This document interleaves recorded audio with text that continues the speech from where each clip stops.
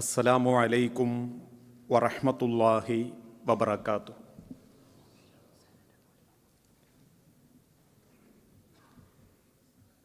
എല്ലാവരോടും മൊബൈലുകളൊന്ന് സൈലൻ്റ് ആക്കണം, ശ്രദ്ധിക്കണം എന്നോർമ്മപ്പെടുത്തുകയാണ്. ഇന്നൽ ഹംദലില്ലാഹ് അൽഹംദുലില്ലാഹി റബ്ബിൽ ആലമീൻ വല്ലാഖിബത്തു ലിൽ മുത്തഖീൻ വലാ ഉദ്വാന ഇല്ലാ അലൽ ളാലിമീൻ വഉസല്ലി വഉസല്ലിമു അലാ അഷ്റഫിൽ അംബിയാഇ വൽ മുർസലീൻ നബീന മുഹമ്മദിൻ വഅലാ ആലിഹി വഅസ്ഹാബിഹിൽ ഫായിസീന ബിദിലല്ലാഹ്. അല്ലാഹുമ്മ സല്ലി അലാ മുഹമ്മദിൻ വഅലാ ആലി മുഹമ്മദ് കമാ സല്ലൈത അലാ ഇബ്രാഹീമ വഅലാ ആലി ഇബ്രാഹീം വബാരിക അലാ മുഹമ്മദിൻ വഅലാ ആലി മുഹമ്മദ് കമാ ബാറക്ത അലാ ഇബ്രാഹീമ വഅലാ ആലി ഇബ്രാഹീം ഇന്നക ഹമീദും മജീദ്. അഊദു ബില്ലാഹി മിനശ് ശൈത്വാനിർ റജീം. ബിസ്മില്ലാഹിർ റഹ്മാനിർ റഹീം. യാ അയ്യുഹല്ലദീന ആമനു തഖുല്ലാഹ ഹഖ്ക തുഖാതിഹി വലാ തമൂതുന്ന ഇല്ലാ വഅൻതും മുസ്ലിമൂൻ. ബിസ്മില്ലാഹിർ റഹ്മാനിർ റഹീം. ومن الناس من يقول آمنا بالله وباليوم الآخر وما هم بمؤمنين. رب اشرح لي صدري ويسر لي أمري. വേദിയിലും സദസ്സിലും ഇരിക്കുന്ന ബഹുമാന്യ വ്യക്തിത്വങ്ങളെ, സ്നേഹാദരണീയരായ വിശ്വാസിനി സഹോദരങ്ങളെ, ബഹുമാന്യരായ രക്ഷിതാക്കളെ, സഹപ്രവർത്തകരെ, സുഹൃത്തുക്കളെ, കുവൈത്ത് കേരള മുസ്ലിം അസോസിയേഷൻ KKMA സംഘടിപ്പിക്കുന്ന ഒരു മജ്ലിസിൻ്റെ ഭാഗമായിട്ടാണ് ഈ അനുഗ്രഹീതമായ സദസ്സിൽ നമ്മൾ ഓരോരുത്തരും ഒരുമിച്ച് കൂടിയത്. എന്തിനാണ് ഇത്തരത്തിലുള്ള ഒരുമിച്ച് കൂടലുകളും ചാരിറ്റി പ്രവർത്തനങ്ങളും ജനക്ഷേമ പ്രവർത്തനങ്ങളും എന്ന ചോദ്യത്തിന് ഇതാരെയെങ്കിലും കാണിച്ച് ഭയപ്പെടുത്താനോ ഞങ്ങളാണ് യഥാർത്ഥ വിജയികൾ എന്ന് മറ്റുള്ളവരെ ബോധ്യപ്പെടുത്താനോ അല്ല ഒരു കാലഘട്ടത്തിലും ഇത്തരത്തിലുള്ള പ്രവർത്തനങ്ങളിൽ മുസ്ലിം സമൂഹം ഇടപെടാറുള്ളത്. മറിച്ച് ഇന്നല്ലെങ്കിൽ നാളെ ഞാനും നിങ്ങളും ഇവിടം വിട്ടുപോകും. ലോകം ഇത്രയേറെ പുരോഗമിച്ചിട്ടുണ്ടെങ്കിലും, ഓരോരുത്തരുടെ കൈകളിൽ കോടിക്കണക്കിന് പണമുണ്ടെങ്കിലും, 1000 സ്വപ്നങ്ങൾ മനസ്സിൽ കൊണ്ട് നടക്കുന്നവരാണ് നമ്മളെങ്കിലും, റബ്ബ് നിശ്ചയിച്ച മരണം ഒരു സെക്കൻഡ് മുൻപോട്ടോ ഒരു സെക്കൻഡ് നേരത്തെയോ ആക്കാൻ മാത്രമുള്ള ഒരു പവറും ഒരു പണബലവും നമ്മളുടെ ആരുടെയും കയ്യിലില്ല. അങ്ങനെയായിരുന്നെങ്കിൽ ഇന്ന് നമ്മൾ കേൾക്കുന്ന പല മരണവാർത്തകളും നമ്മൾ കേൾക്കേണ്ടി വരില്ലായിരുന്നു. ഏതാനും ചില ദിവസങ്ങൾക്ക് മുൻപ് നമ്മൾ കേട്ടു, ആകെയുള്ളൊരു ആൺതരിയെ കിടപ്പാടം പോലും പണയപ്പെടുത്തി വിദേശ രാജ്യത്തേക്ക് പറഞ്ഞയക്കുന്ന വാപ്പാക്കും ഉമ്മാക്കും ഒരു സ്വപ്നം മാത്രമേയുള്ളൂ, വാടക വീട്ടിൽ നിന്നും സ്വന്തമായിട്ടൊരു വീട്ടിലേക്ക് മാറണം. അക്കാലഘട്ടം വരെ അനുഭവിച്ചിരുന്ന ദാരിദ്ര്യത്തിൽ നിന്നൊരൽപ്പമെങ്കിലും രക്ഷപ്പെടണം. 1000 പ്രതീക്ഷകളുമായി വാപ്പാനെ കെട്ടിപ്പിടിച്ച് ഉമ്മ കൊടുത്ത് ഉമ്മയോട് കൈപിടിച്ച് സലാം പറഞ്ഞ് കൂട്ടുകാരുടെയും കുടുംബക്കാരുടെയും പ്രാർത്ഥനയോടുകൂടി ദുബായ് എന്ന നഗരത്തിലേക്ക് എത്തിയ ആ ചെറുപ്പക്കാരൻ മൂന്നാമത്തെ ദിവസം പിന്നീട് ആ ദുബായിലെ ഒരാശുപത്രിയിലെ മോർച്ചറിയിലാണ്. ഒരുപാട് സ്വപ്നങ്ങളും കണ്ട് ഈ ലോകത്തേക്ക് കയറി വന്നവൻ പെട്ടിയിലായി നാട്ടിലേക്ക് തിരിച്ചു പോകുന്ന ഒരു മരണം അതെന്നെയും നിങ്ങളെയും കാത്തിരിക്കുന്നുണ്ട്. അതുകൊണ്ടാണ് അല്ലാഹു തആല വിശുദ്ധ ഖുർആനിലൂടെ പഠിപ്പിച്ചതും മിൻഹാ ഖലഖനാകും വഫീഹാ നുഈദുകും വമിൻഹാ നുഖ്രിജുകും താറതൻ നുഖ്റാ. മിൻഹാ ഖലഖനാകും, മനുഷ്യരെ നിങ്ങളെ ഞാൻ മണ്ണിൽ നിന്നാണ് കൊണ്ടുവന്നതെങ്കിൽ, വഫീഹാ നുഈദുകും, അതേ മണ്ണിലേക്ക് തന്നെയാണ് നിങ്ങളിൽ ഓരോരുത്തരുടെയും മരണം. മണ്ണായി സൃഷ്ടിക്കപ്പെട്ട ആദമിന്റെ മക്കളെ അതേ മണ്ണോട് ചേരേണ്ട ഒരു ജീവനുമായി ജീവിക്കുന്നവരാണ് നമ്മൾ ഓരോരുത്തരും. ഒരാളുടെ മരണത്തോടുകൂടി എല്ലാം അവസാനിക്കുമായിരുന്നെങ്കിൽ മരണം വലിയ സമാധാനാണ് എന്ന് നമ്മൾ പറയേണ്ടി വരും. കാരണം മോഷ്ടിച്ചവന് മോഷ്ടാവിൻ്റെ കുറ്റമില്ലാത്ത, വ്യഭിചരിച്ചവന് വ്യഭിചരിച്ചതിൻ്റെ കുറ്റമില്ലാത്ത, മാതാപിതാക്കളെ ദ്രോഹിച്ചവന് ദ്രോഹിച്ചതിൻ്റെ കുറ്റമില്ലാത്ത, കെട്ടിയ ഭാര്യയെ ഭർത്താവിനെ വഞ്ചിച്ചവർക്ക് യാതൊരുവിധ പാപങ്ങളുമില്ലാത്ത മരണത്തോടുകൂടി എല്ലാം അവസാനിക്കുമായിരുന്നെങ്കിൽ മരണം വലിയൊരു സമാധാനമാണ് എന്ന് നമ്മൾ പറയേണ്ടി വരും. പക്ഷേ തൊട്ടടുത്ത വാക്കിലൂടെ അല്ലാഹു തആല പറയുന്നു വമിൻഹാ നുഖ്രിജുകും താറതൻ നുഖ്റാ, നിങ്ങൾ ഒരിക്കൽ കൂടി അള്ളാഹുവിന്റെ മുൻപിലേക്ക് പുനർസൃഷ്ടിക്കപ്പെടും. ആദം നബി അലൈഹിസ്സലാത്തു വസ്സലാമ മുതൽ ഖിയാമത്ത് നാൾ സംഭവിക്കുന്ന അവസാനത്തെ മനുഷ്യൻ വരെ ഒരിക്കൽ കൂടി അള്ളാഹുവിന്റെ മുൻപിലേക്ക് പുനർജീവിപ്പിക്കപ്പെടും. ആ മരണം, ആ ജീവിതം, അതിനെപ്പറ്റി എപ്പോഴെങ്കിലും ചിന്തിച്ചു നോക്കിയിട്ടുണ്ടോ നമ്മൾ ഓരോരുത്തരും? ഈ കാണുന്ന തിരക്കും വെപ്രാളവും കഷ്ടപ്പാടുകളും ദുരിതങ്ങളും എല്ലാം അവസാനിപ്പിച്ചുകൊണ്ട് 6 അടി മണ്ണിലേക്കുള്ളൊരു യാത്ര, നമ്മളെ യാത്രയാക്കുന്ന കുടുംബക്കാരും കൂട്ടുകാരും, നിശബ്ദനായി കുടുംബത്തിന്റെയും സമൂഹത്തിന്റെയും നടുവിൽ കണ്ണടച്ച് കിടക്കുന്ന ആ യാത്രയെപ്പറ്റി പോലും അള്ളാഹുവിന്റെ ഹബീബായ നബി തങ്ങൾ ഓർമ്മപ്പെടുത്തിയിട്ടുണ്ട്. ഈ കാണുന്ന ശരീരത്തിന്റെ ഭംഗി ഈ മുഖത്തുള്ള 2 കണ്ണുകളാണ്. ആ കണ്ണുകളെങ്ങാനും ഇല്ലായിരുന്നുവെങ്കിൽ ഈ മുഖം വികൃതമാക്കപ്പെടും. ഇനി ആ കണ്ണിന്റെ ഭംഗി ആ കണ്ണിന്റെ 2 നടുവിലുള്ള കൃഷ്ണമണികളാണ്, കറുത്ത കൃഷ്ണമണികൾ. ആ കറുത്ത കൃഷ്ണമണി ഈ കാണുന്ന വലുപ്പത്തിലല്ല, ഒരൽപ്പം വലുപ്പം കുറവായിരുന്നുവെങ്കിൽ ഒരിക്കൽ നോക്കുന്ന ഒരാൾക്ക് നമ്മളെ മുഖത്തേക്ക് നോക്കാൻ പേടി തോന്നും, മുഖം വിരൂപമാകും.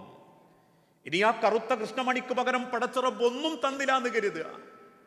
ആ കണ്ണിന്റെ വെളുപ്പ് കാണുന്നവർക്ക് ഭയം തോന്നും. അതുകൊണ്ടാ ആത്മാവിനെയും പിടിച്ച് പടച്ചറബിന്റെ മാലാകമാർ ഏയാൻ ആകാശത്തേക്ക് പോകുമ്പോ തന്റെ ആത്മാവിനെ പിന്തുടരുന്ന കണ്ണുകൾ പിന്നോട്ട് മറയുമെന്നും, ആ മറയുന്ന കണ്ണുകൾ തൊട്ടടുത്തുള്ളവർ ആദ്യം മയ്യത്തിന്റെ കണ്ണങ്ങടച്ചു കളയണമെന്നും ഹബീബുന റസൂലുള്ളാഹി സല്ലല്ലാഹു അലൈഹി വസല്ലമ ഓർമ്മപ്പെടുത്താനുള്ള കാരണം, തുറന്നു പോകുന്നവ, കറപിടിച്ച പല്ല്, ഇതൊന്നും മറ്റുള്ളവർ കാണാതിരിക്കാൻ കുടുംബക്കാർ ആദ്യം ഒരു ശീലയെടുത്ത് കൂട്ടിപ്പിടിച്ച് കെട്ടിയിടും.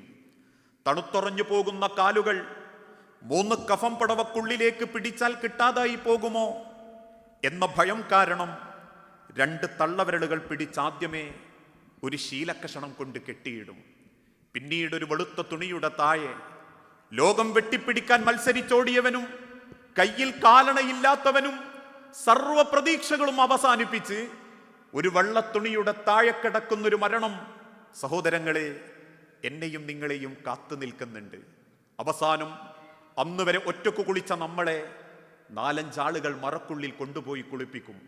ഒറ്റക്ക് വിസർജിച്ചിരുന്ന നമ്മളെ ഇടത്തെ കയ്യിൽ ശീല ചുറ്റി വയറമർത്തി വിസർജിപ്പിച്ച് ഭംഗിയായി നമ്മളെ കുളിപ്പിക്കുന്ന, പിന്നീടൊരു പുതുമണവാളനെ പോലെ വെള്ള വസ്ത്രം ധരിച്ച് വീണ്ടും നമ്മളെ പള്ളിയുടെ 1-ാമത്തെ സഫിലേക്ക് എത്തിക്കുന്നൊരു മരണം, അതിനുശേഷം 6 അടി മണ്ണിലേക്ക് നമ്മളെ കൊണ്ടുവെക്കുന്നൊരു നിമിഷം, ഇതൊക്കെ ഹബീബായ പ്രവാചകൻ സല്ലല്ലാഹു അലൈഹി വസല്ലമ ഓർമ്മപ്പെടുത്തിയിട്ടുണ്ട്. അതുകൊണ്ടാ 6 അടി മണ്ണിലേക്ക് വെക്കുമ്പോൾ നമ്മൾക്ക് നൽകാനുള്ള ഏറ്റവും നല്ല യാത്രയപ്പ് നമ്മളെ നാട്ടുകാർ തരും. മരിച്ചത് അൻസാറാണെങ്കിലും ഈ KKM കൂട്ടത്തിലുള്ള ഏതൊരു മനുഷ്യനാണെങ്കിലും 6 അടി മണ്ണിലേക്ക് ചേർത്ത് വെച്ച് ആ മയ്യത്തിന് വേണ്ടി സമൂഹം, ബന്ധപ്പെട്ടവർ, സുഹൃത്തുക്കൾ കൊടുക്കുന്ന യാത്രയപ്പാണ് തസ്ബീത്തായി നമ്മൾ കാണാറുള്ളത് അല്ലേ?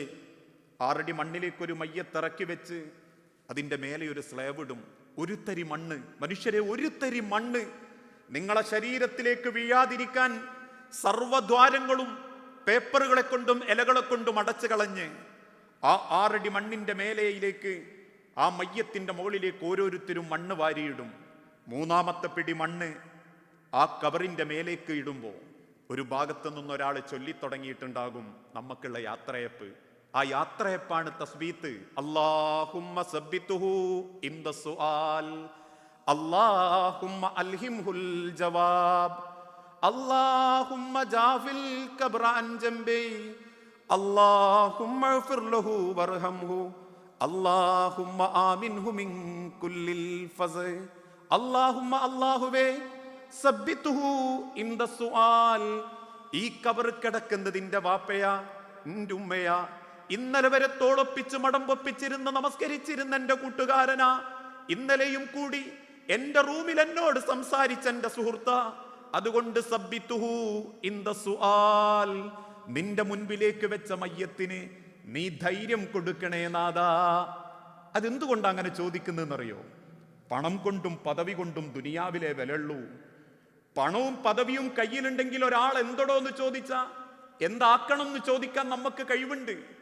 പക്ഷേ 6 അടി മണ്ണിലേക്ക് ഇറക്കി വെച്ചാൽ പണക്കാരൻ, പാവപ്പെട്ടവൻ, വെളുത്തവൻ, കറുത്തവൻ, ദാരിദ്ര്യമുള്ളവൻ, ഈ ദുനിയാവിൽ സ്ഥാനമുള്ളവൻ, സ്ഥാനമില്ലാത്തവൻ, ആരായാലും റബ്ബിന്റെ മുൻപിൽ ഒരൊറ്റ പേരേയുള്ളൂ, മയ്യത്ത്. മയ്യത്തിന് പിന്നീട് ജാതിയുടെയോ നിറത്തിന്റെയോ പണത്തിന്റെയോ വ്യത്യാസമല്ല. പണക്കാരൻ കിടക്കുന്നതും 6 അടി മണ്ണില, പണക്കാരൻ കിടക്കുന്നതും 3 വള്ളപ്പുടവയില. പാവപ്പെട്ടവൻ കിടക്കുന്നതും 6 അടി മണ്ണില, പാവപ്പെട്ടവൻ കിടക്കുന്നതും 3 ശരീരത്തോട് ചേർന്ന് നിൽക്കുന്ന കോറത്തുണിയില. അതുകൊണ്ട് റബ്ബേ, ഈ കബറിൽ വെച്ചിട്ടുള്ള മയ്യത്തിന് നിന്റെ മുൻപിലൊന്ന് എഴുന്നേറ്റ് നിൽക്കാൻ ഒരു ധൈര്യം കൊടുക്കണേ റബ്ബേ. അല്ലാഹുമ്മ അൽഹിംഹുൽ ജവാബ്. 6 അടി മണ്ണിലേക്ക് കിടത്തിയതിനു ശേഷം വാനലോകത്ത് നിന്നും റബ്ബിന്റെ മാലാകമാരിറങ്ങി വരും. കബറാളിയെ പതുക്കെ തട്ടി വിളിക്കും, കബറിന്റെ ഭിത്തിയിലേക്ക് ചാരിയിരുത്തും. എന്നിട്ട് അല്ലാഹുവിന്റെ ചോദ്യങ്ങൾ, മൻ റബ്ബുക, മാ ദീനുക, മാ ഹാദൽ കിതാബ്, മാ ഹാദർ റസൂൽ എന്ന ചോദ്യങ്ങൾക്ക് റബ്ബേ ഉത്തരം കിട്ടാതെ തപ്പിത്തടയാതെ അല്ലാഹുമ്മ അൽഹിംഹുൽ ജവാബ്, നിന്റെ ചോദ്യങ്ങൾക്ക് ധൈര്യത്തോടെ ഉത്തരം പറയാനുള്ള കഴിവ് കൊടുക്കണേ നാദാ. അല്ലാഹുമ്മ ജാഫിൽ ഖബ്റ അൻ ജംബി, ഏതൊരു മയ്യത്തിനെ ഖബറിലേക്ക് വെക്കുന്ന സമയത്തും, അത് കുവൈത്തിലായാലും സൗദി അറേബ്യയിലായാലും ഇനി ഇന്ത്യയിലായാലും കേരളത്തിന്റെ മണ്ണിലായാലും, ഏതൊരു മനുഷ്യനെയും ഖബറിലേക്ക് വെക്കുമ്പോ ആ ആത്മാവിനെ ഒന്ന് ഭയപ്പെടുത്താൻ പടച്ച റബ്ബ് ഖബറിന്റെ 2 ഭാഗങ്ങൾ അങ്ങ് ഇടുക്കിക്കളയും. അതെല്ലാവർക്കും അനുഭവിക്കാനുള്ളതാണ്. ആ ഇടുങ്ങുന്ന ഇടുക്കലിൽ മദീന മിമ്പറിൽ വെച്ച് നബി സല്ലല്ലാഹു അലൈഹി വസല്ലമ സഹാബത്തിനെ കാണിച്ചു കൊടുക്കുക. 2 കൈവരടുകൾ കോർത്തു പിടിച്ചിട്ട് കണ്ണുനീരോടെ അള്ളാഹുവിന്റെ ഹബീബ് പറഞ്ഞു കൊടുത്തു, അന്ന് കബറിടുങ്ങുമ്പം കബറാളിയുടെ 2 വാരിയല്ലുകളും ഇതുപോലെ കോർത്തുപോകും. ആ കോർത്തുപോകുന്ന പ്രാണന്റെ വേദനയിൽ ആ ആത്മാവ് അവിടെ കിടന്ന് അട്ടഹസിച്ച് കരയും. ആ കരച്ചിലെങ്ങാനും മനുഷ്യരെ കബറിന്റെ മേലെയുള്ള നിങ്ങൾ കെട്ടിരുന്നെങ്കിൽ ആയുസ്സിൽ ഒരിക്കൽ പോലും ഒരു മയ്യത്തുമായി നിങ്ങൾ അള്ളാഹുവിന്റെ മണ്ണിലേക്ക്, ഒരു കബർ പറമ്പിലേക്കും പോവില്ലായിരുന്നു. അതുകൊണ്ട് റബ്ബേ, അല്ലാഹുമ്മ ജാഫിൽ ഖബ്റ അൻ ജംബി, ആ കബറിന്റെ ഭയാനകതയിൽ നിന്ന് ഈ കബറാളിക്ക് ഇങ്ങൊരു സമാധാനം കൊടുക്കണം. അല്ലാഹുമ്മ ഇഗ്ഫിർ ലഹു വർഹംഹു, അല്ലാഹുമ്മ ആമിൻഹു മിൻ കുല്ലിൽ ഫസ്, അല്ലാഹുവേ എല്ലാ പാപങ്ങളും പുറത്ത് 1000 സ്വപ്നങ്ങളുമായി ജീവിച്ചൊരു സാധു മനുഷ്യനാ.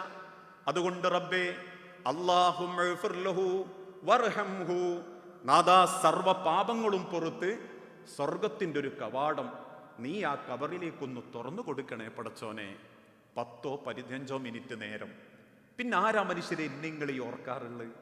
ഈ ഇരിക്കുന്ന നമ്മൾ ഓരോരുത്തരും എത്ര മയ്യത്ത് ഈ സ്വദേശത്തും വിദേശത്തും വെച്ച് യാത്രയാക്കിയവരാ, എത്ര മയ്യത്തുകളുടെ അപ്രതീക്ഷിതമായ യാത്ര കണ്ട് അമ്പരന്ന് നിന്നവരാ, ആ മരിച്ചവന്റെ കുടുംബത്തെപ്പറ്റി ആശങ്കപ്പെട്ടവരാ, ആ മരിച്ചവന്റെ യത്തീമായ മക്കളെപ്പറ്റി നെഞ്ചുപൊട്ടിക്കരഞ്ഞവരാ, ആ മരിച്ചവന്റെ വിധവയായ ചെറുപ്പക്കാരിയെപ്പറ്റി നമ്മൾ സങ്കടപ്പെട്ടവരാ. പക്ഷെ അതിനുശേഷം തൊട്ടു മുൻപ് നമസ്കരിച്ചൊരു മഗ്രിബോ ഇശാഓ നമസ്കാരത്തിന് ശേഷം, പടച്ചോനെ നിന്റെ വാപ്പ എങ്ങനെയാ റബ്ബേ കബറില്, നിന്റെ ഉമ്മ എങ്ങനെയായിരിക്കും റബ്ബേ കബറില്, നിന്റെ വല്യാപ്പ എങ്ങനെയായിരിക്കും റബ്ബേ കബറില്, എന്റെ ജീവിതത്തിലേക്ക് എന്റെ റൂമിലുണ്ടായിരുന്ന എന്റെ സഹോദരൻ എങ്ങനെയായിരിക്കും റബ്ബേ കബറില് എന്ന് നമ്മൾക്കൊരാളെ പറ്റിയും ഒരു ചിന്ത മനസ്സ് തോന്നിയിട്ടില്ലെങ്കിൽ നമ്മളെ എല്ലാവരും മറക്കുന്നൊരു മരണം നിങ്ങളെയും കാത്തു നിൽക്കുന്നുണ്ട്. അതുകൊണ്ട് അല്ലാഹു തആല വിശുദ്ധ ഖുർആനിന്റെ പല ഭാഗത്തും ഇസ്ലാമിന്റെ ചരിത്രങ്ങൾ പലതും വിശദീകരിക്കുമ്പോൾ പറയുന്നത് വലൻ യുഅഖിറല്ലാഹു നഫ്സൻ ഇദാ ജാഅ അജലുഹാ ഖുൽ ഇന്നൽ മൗതല്ലദീ തഫിറൂന മിൻഹു ഫഇന്നഹു മുലാഖീകും. നബിയെ, അവരെത്ര ബേജാറായി ഓടിയാലും, മരണത്തെ അവർ ഭയപ്പെട്ടാലും, ഫഇന്നഹു മുലാഖീകും, ആ മരണം അവരെ കണ്ടുമുട്ടുക തന്നെ ചെയ്യും. ആ മരണത്തെ ഏത് നിമിഷവും സ്വീകരിക്കാനിരിക്കുന്ന നമ്മളെ ജീവിതം കൊണ്ട് അള്ളാഹുവിൻ്റെ അടുത്തേക്ക് എന്തുണ്ട് എന്നെപ്പോഴെങ്കിലും ചിന്തിച്ചു നോക്കിയിട്ടുണ്ടോ?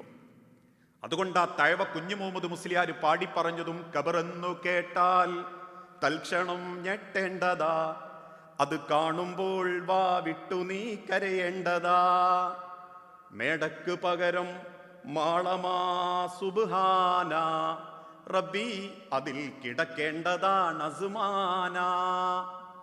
ചിതലും പുഴുക്കൾ മാളവും പെരുത്തുണ്ടതിൽ, സന്തോഷമാണ് അവകൾക്കു നീ ചെല്ലുന്നതിൽ. പൊൻവർണ്ണ കോമള മൃദുലമായ ശരീരമിൽ, സമരത്തിലാണ് പരസ്പരം തിന്നുന്നതിൽ. 2-3 ദിനം കൊണ്ട് അഴുകുന്നതാണീ നേത്രം 2, ഉടൻ തന്നെ മുഖമിൽ കാണുമേ ഗുഹ 2, അത് കണ്ട് മണ്ടുമേ ഭയം കൊണ്ട്. അത്രയുള്ളൂ ശരീരത്തിന്റെ കണക്ക്. മണ്ണോട് ചേർത്ത് വെച്ചാൽ മണ്ണായി മാറേണ്ട യാതൊരു വസ്തു, മണ്ണിലേക്ക് ലയിച്ചു ചേരേണ്ട ഒരു വസ്തു. അതുകൊണ്ടാ മുൻഗാമികളായ ഉലമാക്കൾ പാടിയതും വലത്തുക ഉമ്മുക യബ്ന ആദമ ബാക്കിയ വന്നാസു ഹൗലക യദ്ഹകൂന സുറൂറാ. ആദമിന്റെ മക്കളെ, നിങ്ങൾ ചിരിക്കുന്നവർക്ക് നടുവിൽ കരയുന്നവനായിട്ടാണ് ജനിച്ചതെങ്കിൽ, കരയുന്നവർക്ക് നടുവിൽ ചിരിക്കാനോ കരയാനോ ആകാതെ പടച്ച റബ്ബിന്റെ അടുത്തേക്കുള്ളൊരു യാത്രയെ സ്വപ്നം കാണേണ്ടവരാ. അതുകൊണ്ട് യാ അക്സിറുദ്ദിക്റ ഹാദിമിൽ ലദ്ദാത്തിൽ മൗത്ത്, സർവ്വ ആസ്വാദനങ്ങളും നിലപ്പിച്ച് കരയുന്ന മരണത്തെ ഇടക്കിടക്കൊക്കെ ഒന്ന് ഓർക്കണം. ആ മരണത്തെ പറ്റി ചിന്തിക്കുമ്പോഴേ നമുക്ക് എന്തുണ്ട് അള്ളാഹുവിൻ്റെ അടുത്തേക്ക് ഇക്കണ്ട കാലഘട്ടത്തിൻ്റെ ഇടക്ക് കൊണ്ടുപോകാനുള്ളത് എന്നൊക്കെ നമുക്ക് ചിന്തിക്കാൻ സാധിക്കൂ. സഹോദരങ്ങളെ, എന്തുണ്ട് അള്ളാഹുവിൻ്റെ അടുത്തേക്ക് നമുക്ക് കൊണ്ടുപോകാൻ? ജീവിച്ച കാലം ചെറുതാവട്ടെ വലുതാകട്ടെ, എത്ര കാലം ജീവിക്കാൻ അവസരം കിട്ടി എന്നതല്ല മുഖ്യം. ജീവിച്ച കാലം കൊണ്ട് എൻ്റെ ഖബറിലേക്കുള്ള യാത്ര എനിക്ക് എത്ര മനോഹരമാക്കാൻ സാധിച്ചു എന്ന ഒരു ലക്ഷ്യത്തിന് വേണ്ടിയാവണം നമ്മൾ ഓരോരുത്തരും ജീവിതത്തെ ചിട്ടപ്പെടുത്തേണ്ടത്. അതുകൊണ്ടാണല്ലോ നബി സല്ലല്ലാഹു അലൈഹി വസല്ലമ ആദ്യമായി മദീനയിലേക്ക് ദഅവത്തിനയച്ചത് മിസ്അബ് റളിയല്ലാഹു അൻഹു എന്ന സ്വഹാബിയെയാണ്. ആരാ മിസ്അബ് റളിയല്ലാഹു അൻഹു? ദിവസം 3 നേരം വസ്ത്രം മാറ്റുന്ന, പട്ടിന്റെ വസ്ത്രം ധരിക്കുന്ന ഒരു ചെറുപ്പക്കാരൻ. അദ്ദേഹത്തിന്റെ വസ്ത്രത്തെ കണ്ട് മക്കയിലെ പല ചെറുപ്പക്കാരും അസൂയപ്പെട്ടിട്ടുണ്ട്. അദ്ദേഹത്തിന്റെ ശരീരത്തിൽ പുരട്ടുന്ന സുഗന്ധത്തിന്റെ മണം ആസ്വദിക്കാൻ മക്കയിലെ കുലീനകളായ കുടുംബത്തിലെ സ്ത്രീകൾ പോലും മക്കയിലെ തെരുവിൽ കാത്തിരുന്നിട്ടുണ്ട്. അദ്ദേഹത്തിന്റെ സൗന്ദര്യത്തിന്റെയും ശരീരത്തിന്റെയും ഭംഗി കണ്ട് വൃദ്ധകളായ സ്ത്രീകൾ പോലും മോഹം കൊണ്ടിട്ടുണ്ട്. അദ്ദേഹം തന്റെ വീട്ടിൽ ഒരല്പ ദിവസം നിശബ്ദനായി വീട്ടിന്റെ പുറത്തിറങ്ങാതിരുന്നപ്പോ ഉമ്മ വന്ന് ചോദിച്ചു, മോനെ മിസ്അബേ, എന്താ എനിക്ക് വലിയ സങ്കടം? പണ്ടത്തതുപോലെ നീ വസ്ത്രം മാറ്റി പുറത്തിറങ്ങുന്നില്ലല്ലോ, എന്താ എന്റെ പൊന്നുമോന് പറ്റിയത്? മിസ്അബ് റളിയല്ലാഹു അൻഹു തിരിച്ചു ഉമ്മാനോട് പറഞ്ഞു, ഉമ്മ, നിങ്ങളെല്ലാവരും വെറുക്കുന്ന മക്കയിലെ ശത്രുക്കൾ അല്ലെങ്കിൽ ചില ആളുകൾ ഉപദ്രവിക്കുന്ന മുഹമ്മദ് എന്ന ചെറുപ്പക്കാരന്റെ മതം ഞാൻ എൻ്റെ ദീനായി സ്വീകരിച്ചിട്ടുണ്ട്. മുഹമ്മദ് എന്ന പ്രവാചകനെ ഞാൻ പ്രവാചകനായി അംഗീകരിച്ചിട്ടുണ്ട്. അന്ന് വരെ മകനോട് കയർത്ത് സംസാരിക്കാത്ത മിസ്അബിന്റെ ഉമ്മ വീട്ടിന്റെ പുറത്തേക്ക് വിരൽ ചൂണ്ടിയിട്ട് ഗർജിച്ചോണ്ട് പറഞ്ഞു, മോനെ മിസ്അബേ, ഇനി നിന്റെ സ്വത്തിൽ നിന്ന്, എന്റെ സ്വത്തിൽ നിന്ന് ഒരു ചില്ലിക്കാശ് നിനക്ക് ഉപയോഗപ്പെടുത്തണമെങ്കിൽ നീ ആ മുഹമ്മദിന്റെ മാർഗത്തെ ഒഴിവാക്കി തിരിച്ചു വരണം. മാതാവിന്റെ ഗർജനം കേട്ടിട്ടും യാതൊരുവിധ ഭാവവ്യത്യാസവും കാണിക്കാതെ തന്റെ ശരീരത്തിലുള്ള ഒരു ഉടുമുണ്ട് മാത്രം പൊക്കിക്കാണിച്ചിട്ട് മിസ്അബ് റളിയല്ലാഹു അൻഹു ഉമ്മാനോട് ചോദിച്ചൊരു ചോദ്യം, ഉമ്മ, ഈ ഉടുമുണ്ട് ഞാൻ എന്റെ ശരീരത്തിൽ ഉടുത്തിട്ടുണ്ട്, ഇതും അയച്ചു വെച്ചാൽ ഞാൻ നഗ്നനാകും ഉമ്മ. അതുകൊണ്ട് ഈ ഉടുമുണ്ട് മാത്രമേ ഞാൻ എന്റേതായിട്ട് കൊണ്ടുപോകുന്നുള്ളൂ. എനിക്കെന്റെ പ്രവാചകനാണ് വലുത്. അള്ളാഹുവിന്റെ റസൂൽ സല്ലല്ലാഹു അലൈഹി വസല്ലമയുടെ അരികിൽ വന്ന് അദ്ദേഹം ഇസ്ലാമിന്റെ വെളിച്ചത്തിലേക്ക് കയറി വന്നു. മാസങ്ങൾക്ക് ശേഷം നബി സല്ലല്ലാഹു അലൈഹി വസല്ലമ മിസ്അബ് റളിയല്ലാഹു അൻഹുവിനെ മദീനയിലേക്ക് ദഅവത്തിന് അയക്കുന്നുണ്ട്. അദ്ദേഹത്തെ മദീനയിലേക്ക് പറഞ്ഞയക്കുമ്പം അള്ളാഹുവിന്റെ റസൂൽ സല്ലല്ലാഹു അലൈഹി വസല്ലമ കൊടുക്കുന്ന ഒരു ഉപദേശമുണ്ട്. മോനെ മിസ്അബേ, നീ പോകുന്നത് റബ്ബിന്റെ വാക്കുകൾ പരിചയപ്പെടുത്താനാ, ലക്ഷ്യം പഴച്ചു പോയ ഒരു ഉമ്മത്തിനെ നേർവഴിക്ക് നയിക്കാനാ, കാത്തിരിക്കുന്ന ഒരു മരണം അവർക്കുണ്ടെന്ന് ബോധ്യപ്പെടുത്താനാ. അള്ളാഹുവിന്റെ റസൂലിന്റെ വാക്കും കേട്ട് മിസ്അബ് റളിയല്ലാഹു അൻഹു മദീനയിലെത്തി. അന്ന് മദീനത്തെ ചില ശത്രുക്കൾ മിസ്അബ് റളിയല്ലാഹു അൻഹുവിനെ മദീനയിൽ വെച്ച് കൊല്ലാൻ വേണ്ടി ഒരാളെ കണ്ടെത്താൻ തീരുമാനിച്ചു. അവർ കണ്ടെത്തിയത് സഅദ് ബിൻ മുആദ് എന്ന ചെറുപ്പക്കാരനെയായിരുന്നു. സഅദ് ബിൻ മുആദ് എന്ന ചെറുപ്പക്കാരനെ ചെന്ന് കണ്ട് ശത്രുക്കൾ പറഞ്ഞു, സഅദേ, മക്കയിൽ നിന്നും മുഹമ്മദിന്റെ ഒരു അനുയായി വന്നിട്ടുണ്ട്. മുഹമ്മദ് പ്രവാചകനാണെന്ന് വാദിക്കുകയും അള്ളാഹുവിനെ മാത്രം ആരാധിക്കണമെന്ന് പറയുകയും ചെയ്യുന്ന ഒരാളാണ്. അതുകൊണ്ട് മുഹമ്മദിന്റെ അനുയായിയായ മിസ്അബിനെ മദീനത്ത് വെച്ച് കൊന്നുകളയണം, അതും ഒറ്റയടിക്ക് കൊല്ലണം. ഇഞ്ചിഞ്ചായി കൊല്ലുന്നതിനേക്കാൾ പെട്ടെന്ന് വകവരുത്തണം. ആ കൊട്ടേഷൻ അന്ന് ഏറ്റെടുത്തത് സഅദ് ബിൻ മുആദ് എന്ന ചെറുപ്പക്കാരൻ. അദ്ദേഹത്തിന്റെ വിഷം പുരട്ടിയ കടാരയുമായി മിസ്അബ് റളിയല്ലാഹു അൻഹു ഖുർആൻ പഠിപ്പിക്കുന്ന ഈത്തപ്പനയുടെ പിന്നിൽ കാത്തിരുന്നു. നേരം വെളുക്കുന്ന സമയം മുതൽക്ക് അദ്ദേഹം മിസ്അബിന്റെ പിന്നാലെ കൂടി. പലപ്പോഴും മിസ്അബ് റളിയല്ലാഹു അൻഹു തന്റെ മുൻപിലിരിക്കുന്ന മദീനയിലെ സഹാബത്തിന് ഓതിക്കൊടുക്കുന്ന വാക്കുകൾ കേട്ടപ്പോ ആ വാക്കുകളിൽ ലയിച്ചിരുന്ന് കരയുന്ന സഅദ് ബിൻ മുആദിനെ കണ്ട് ശത്രുക്കൾ പോലും അമ്പരന്നുപോയി. ഒരു ദിവസം കഴിഞ്ഞു, അദ്ദേഹത്തിന് തന്റെ ശത്രുവിനെ കൊല്ലാൻ പറ്റുന്നില്ല. രണ്ടാമത്തെ ദിവസവും കഴിഞ്ഞു. മൂന്നാമത്തെ ദിവസം തന്റെ കയ്യിലുള്ള വിഷം പുരട്ടിയ കടാര മദീനത്തെ മണ്ണിലേക്ക് വലിച്ചെറിഞ്ഞ് മിസ്അബ് റളിയല്ലാഹു അൻഹുവിനെ വന്ന് കെട്ടിപ്പിടിച്ചുകൊണ്ട് സഅദ് ബിൻ മുആദ് റളിയല്ലാഹു അൻഹു പറഞ്ഞു, മുസ്അബേ, ഇത്ര മനോഹരമാണ് അള്ളാഹുവിന്റെ ഖുർആനെങ്കിൽ, ഇത്ര സമാധാനമാണ് റബ്ബിന്റെ മതമെങ്കിൽ, എനിക്ക് ആ പ്രവാചകനെ ഒന്ന് കാണണം, എനിക്ക് ആ റസൂലിനെ, ആ പ്രവാചകനെ എന്റെ റസൂലായിട്ട് അംഗീകരിക്കണം. അങ്ങനെ റസൂൽ സല്ലല്ലാഹു അലൈഹി വസല്ലമയുടെ അരികിൽ വന്ന് അള്ളാഹുവിന്റെ ഹബീബിന്റെ കൈ പിടിച്ച് അദ്ദേഹം ഇസ്ലാമിക ബൈഅത്ത് ചെയ്തു. അന്ന് അദ്ദേഹത്തിന്റെ പ്രായം 30 വയസ്സാ. 30ാമത്തെ വയസ്സിലാ മിസ്അബ് റളിയല്ലാഹു അൻഹുവിന്റെ വാക്കും കേട്ട് സഅദ് ബിൻ മുആദ് റളിയല്ലാഹു അൻഹു ഇസ്ലാം മതം സ്വീകരിക്കുന്നത്. 35ാമത്തെ വയസ്സിൽ അദ്ദേഹം മരണപ്പെടുന്നുണ്ട്. 35ാമത്തെ വയസ്സിൽ 5 കൊല്ലം ഇസ്ലാമിക ലോകത്ത് അദ്ദേഹം ജീവിച്ചിട്ടുള്ളൂ. അതിൻ്റെ ഇടക്കായിരുന്നു ബദർ യുദ്ധം. ആ ബദർ യുദ്ധത്തിന് 314 സഹാബാക്കളെയും കൂട്ടി ബദറിൽ ചെന്ന അള്ളാഹുവിന്റെ ഹബീബായ പ്രവാചകൻ സല്ലല്ലാഹു അലൈഹി വസല്ലമ കാണുന്നത് 900-ൽ പരം വരുന്ന ശത്രു സൈന്യത്തെ. ഒട്ടകങ്ങളും കുതിരകളും നർത്തകിമാരും മുക്കമുട്ട ഭക്ഷണവും കഴിച്ച് മൂർച്ചയേറിയ വാളുകളും കുന്തങ്ങളും കയ്യിൽ പിടിച്ചു നിൽക്കുന്ന ശത്രു വിഭാഗത്തെ കണ്ടപ്പോ അള്ളാഹുവിന്റെ ഹബീബിന് വല്ലാത്ത സങ്കടം തോന്നി. കാരണം 314 പാവപ്പെട്ട എല്ലും തോലുമായ സഹാബത്താണ് റസൂലുള്ളാന്റെ കൂടെയുള്ളത്. എന്ത് ചെയ്യണം എന്നറിയാതെ അള്ളാഹുവിന്റെ ഹബീബ് വെപ്രാളപ്പെട്ട് നിൽക്കുമ്പോ സഅദ് ബിൻ മുആദ് റളിയല്ലാഹു അൻഹു റസൂലിന്റെ അരികിലേക്ക് വന്നു. അദ്ദേഹമായിരുന്നു അൻസാരികളുടെ നേതാവ്. സഅദ് ബിൻ മുആദ് റളിയല്ലാഹു അൻഹു റസൂലുള്ളാഹിനോട് ചോദിച്ചൊരു ചോദ്യം, അള്ളാഹുവിന്റെ റസൂലേ, എന്താണ് തീരുമാനം? എന്താണ് തീരുമാനം? അള്ളാഹുവിന്റെ പ്രവാചകൻ തിരിച്ചു ചോദിച്ചു, സഅദേ, യുദ്ധമാണ് തീരുമാനമെങ്കിൽ മുഹമ്മദ് നിങ്ങളെ കൂട്ടിക്കൊണ്ടുവന്ന് കൊല്ലാൻ കൊടുത്തു എന്ന ആരോപണം ഉണ്ടാകരുത്. മദീനയിലുള്ള അൻസാരികളെ കൂട്ടിക്കൊണ്ടുവന്ന് മുഹമ്മദ് കൊല്ലാൻ കൊടുത്തു എന്ന് പറയിപ്പിക്കരുത്. കാരണം 900 ശത്രു സൈന്യത്തോട് പോരാടാൻ നിൽക്കുന്ന എന്റെ ഒരു സഹാബത്തിനെ പോലും തിരിച്ചു കിട്ടും എന്നെനിക്ക് ഉറപ്പില്ല സഅദേ. അതുകൊണ്ട് എന്ത് ചെയ്യണം? താങ്കൾ പറ. മദീനക്കാരുടെ നേതാവായ താങ്കൾ പറ സഅദേ, എന്ത് ചെയ്യണം? ബദറിൽ യുദ്ധത്തിനിറങ്ങണോ അല്ലെങ്കിൽ മടങ്ങിപ്പോണോ? അന്ന് അള്ളാഹുവിന്റെ റസൂലിന്റെ മുഖത്തേക്ക് നോക്കി സഅദ് ബിൻ മുആദ് പറഞ്ഞൊരു വാക്കുണ്ട്. ഇന്നും ഇസ്ലാമിക ലോകത്ത് ഒരു യുവാവിനും പറയാനാവാത്ത നിലക്ക്, ഇന്നും ഇസ്ലാമിക ലോകത്ത് ഒരൊറ്റ മുഅ്മിനിനും പറയാനാവാത്ത നിലക്ക് അന്ന് അദ്ദേഹം തിരിച്ചു പറഞ്ഞൊരു വാക്കുണ്ട്.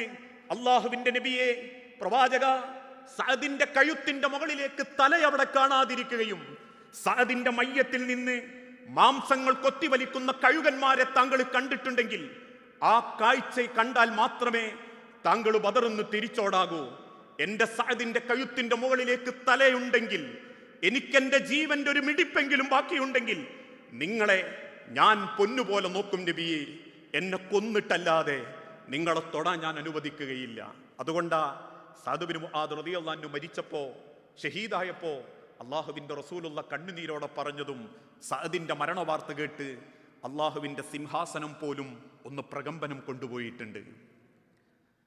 35-ാമത്തെ വയസ്സിൽ വയറിനു വെട്ടുകിട്ടി രക്തം വാർന്ന് മരണവെപ്രാളം കാണിക്കുന്ന സഅദ് ബിൻ മുആദ് റളിയല്ലാഹു അൻഹുവിനെ സഹാബാക്കൾ ചിലർ മദീനത്തെ പള്ളിയോട് ഇങ്ങനെ ചാരിക്കടത്തും.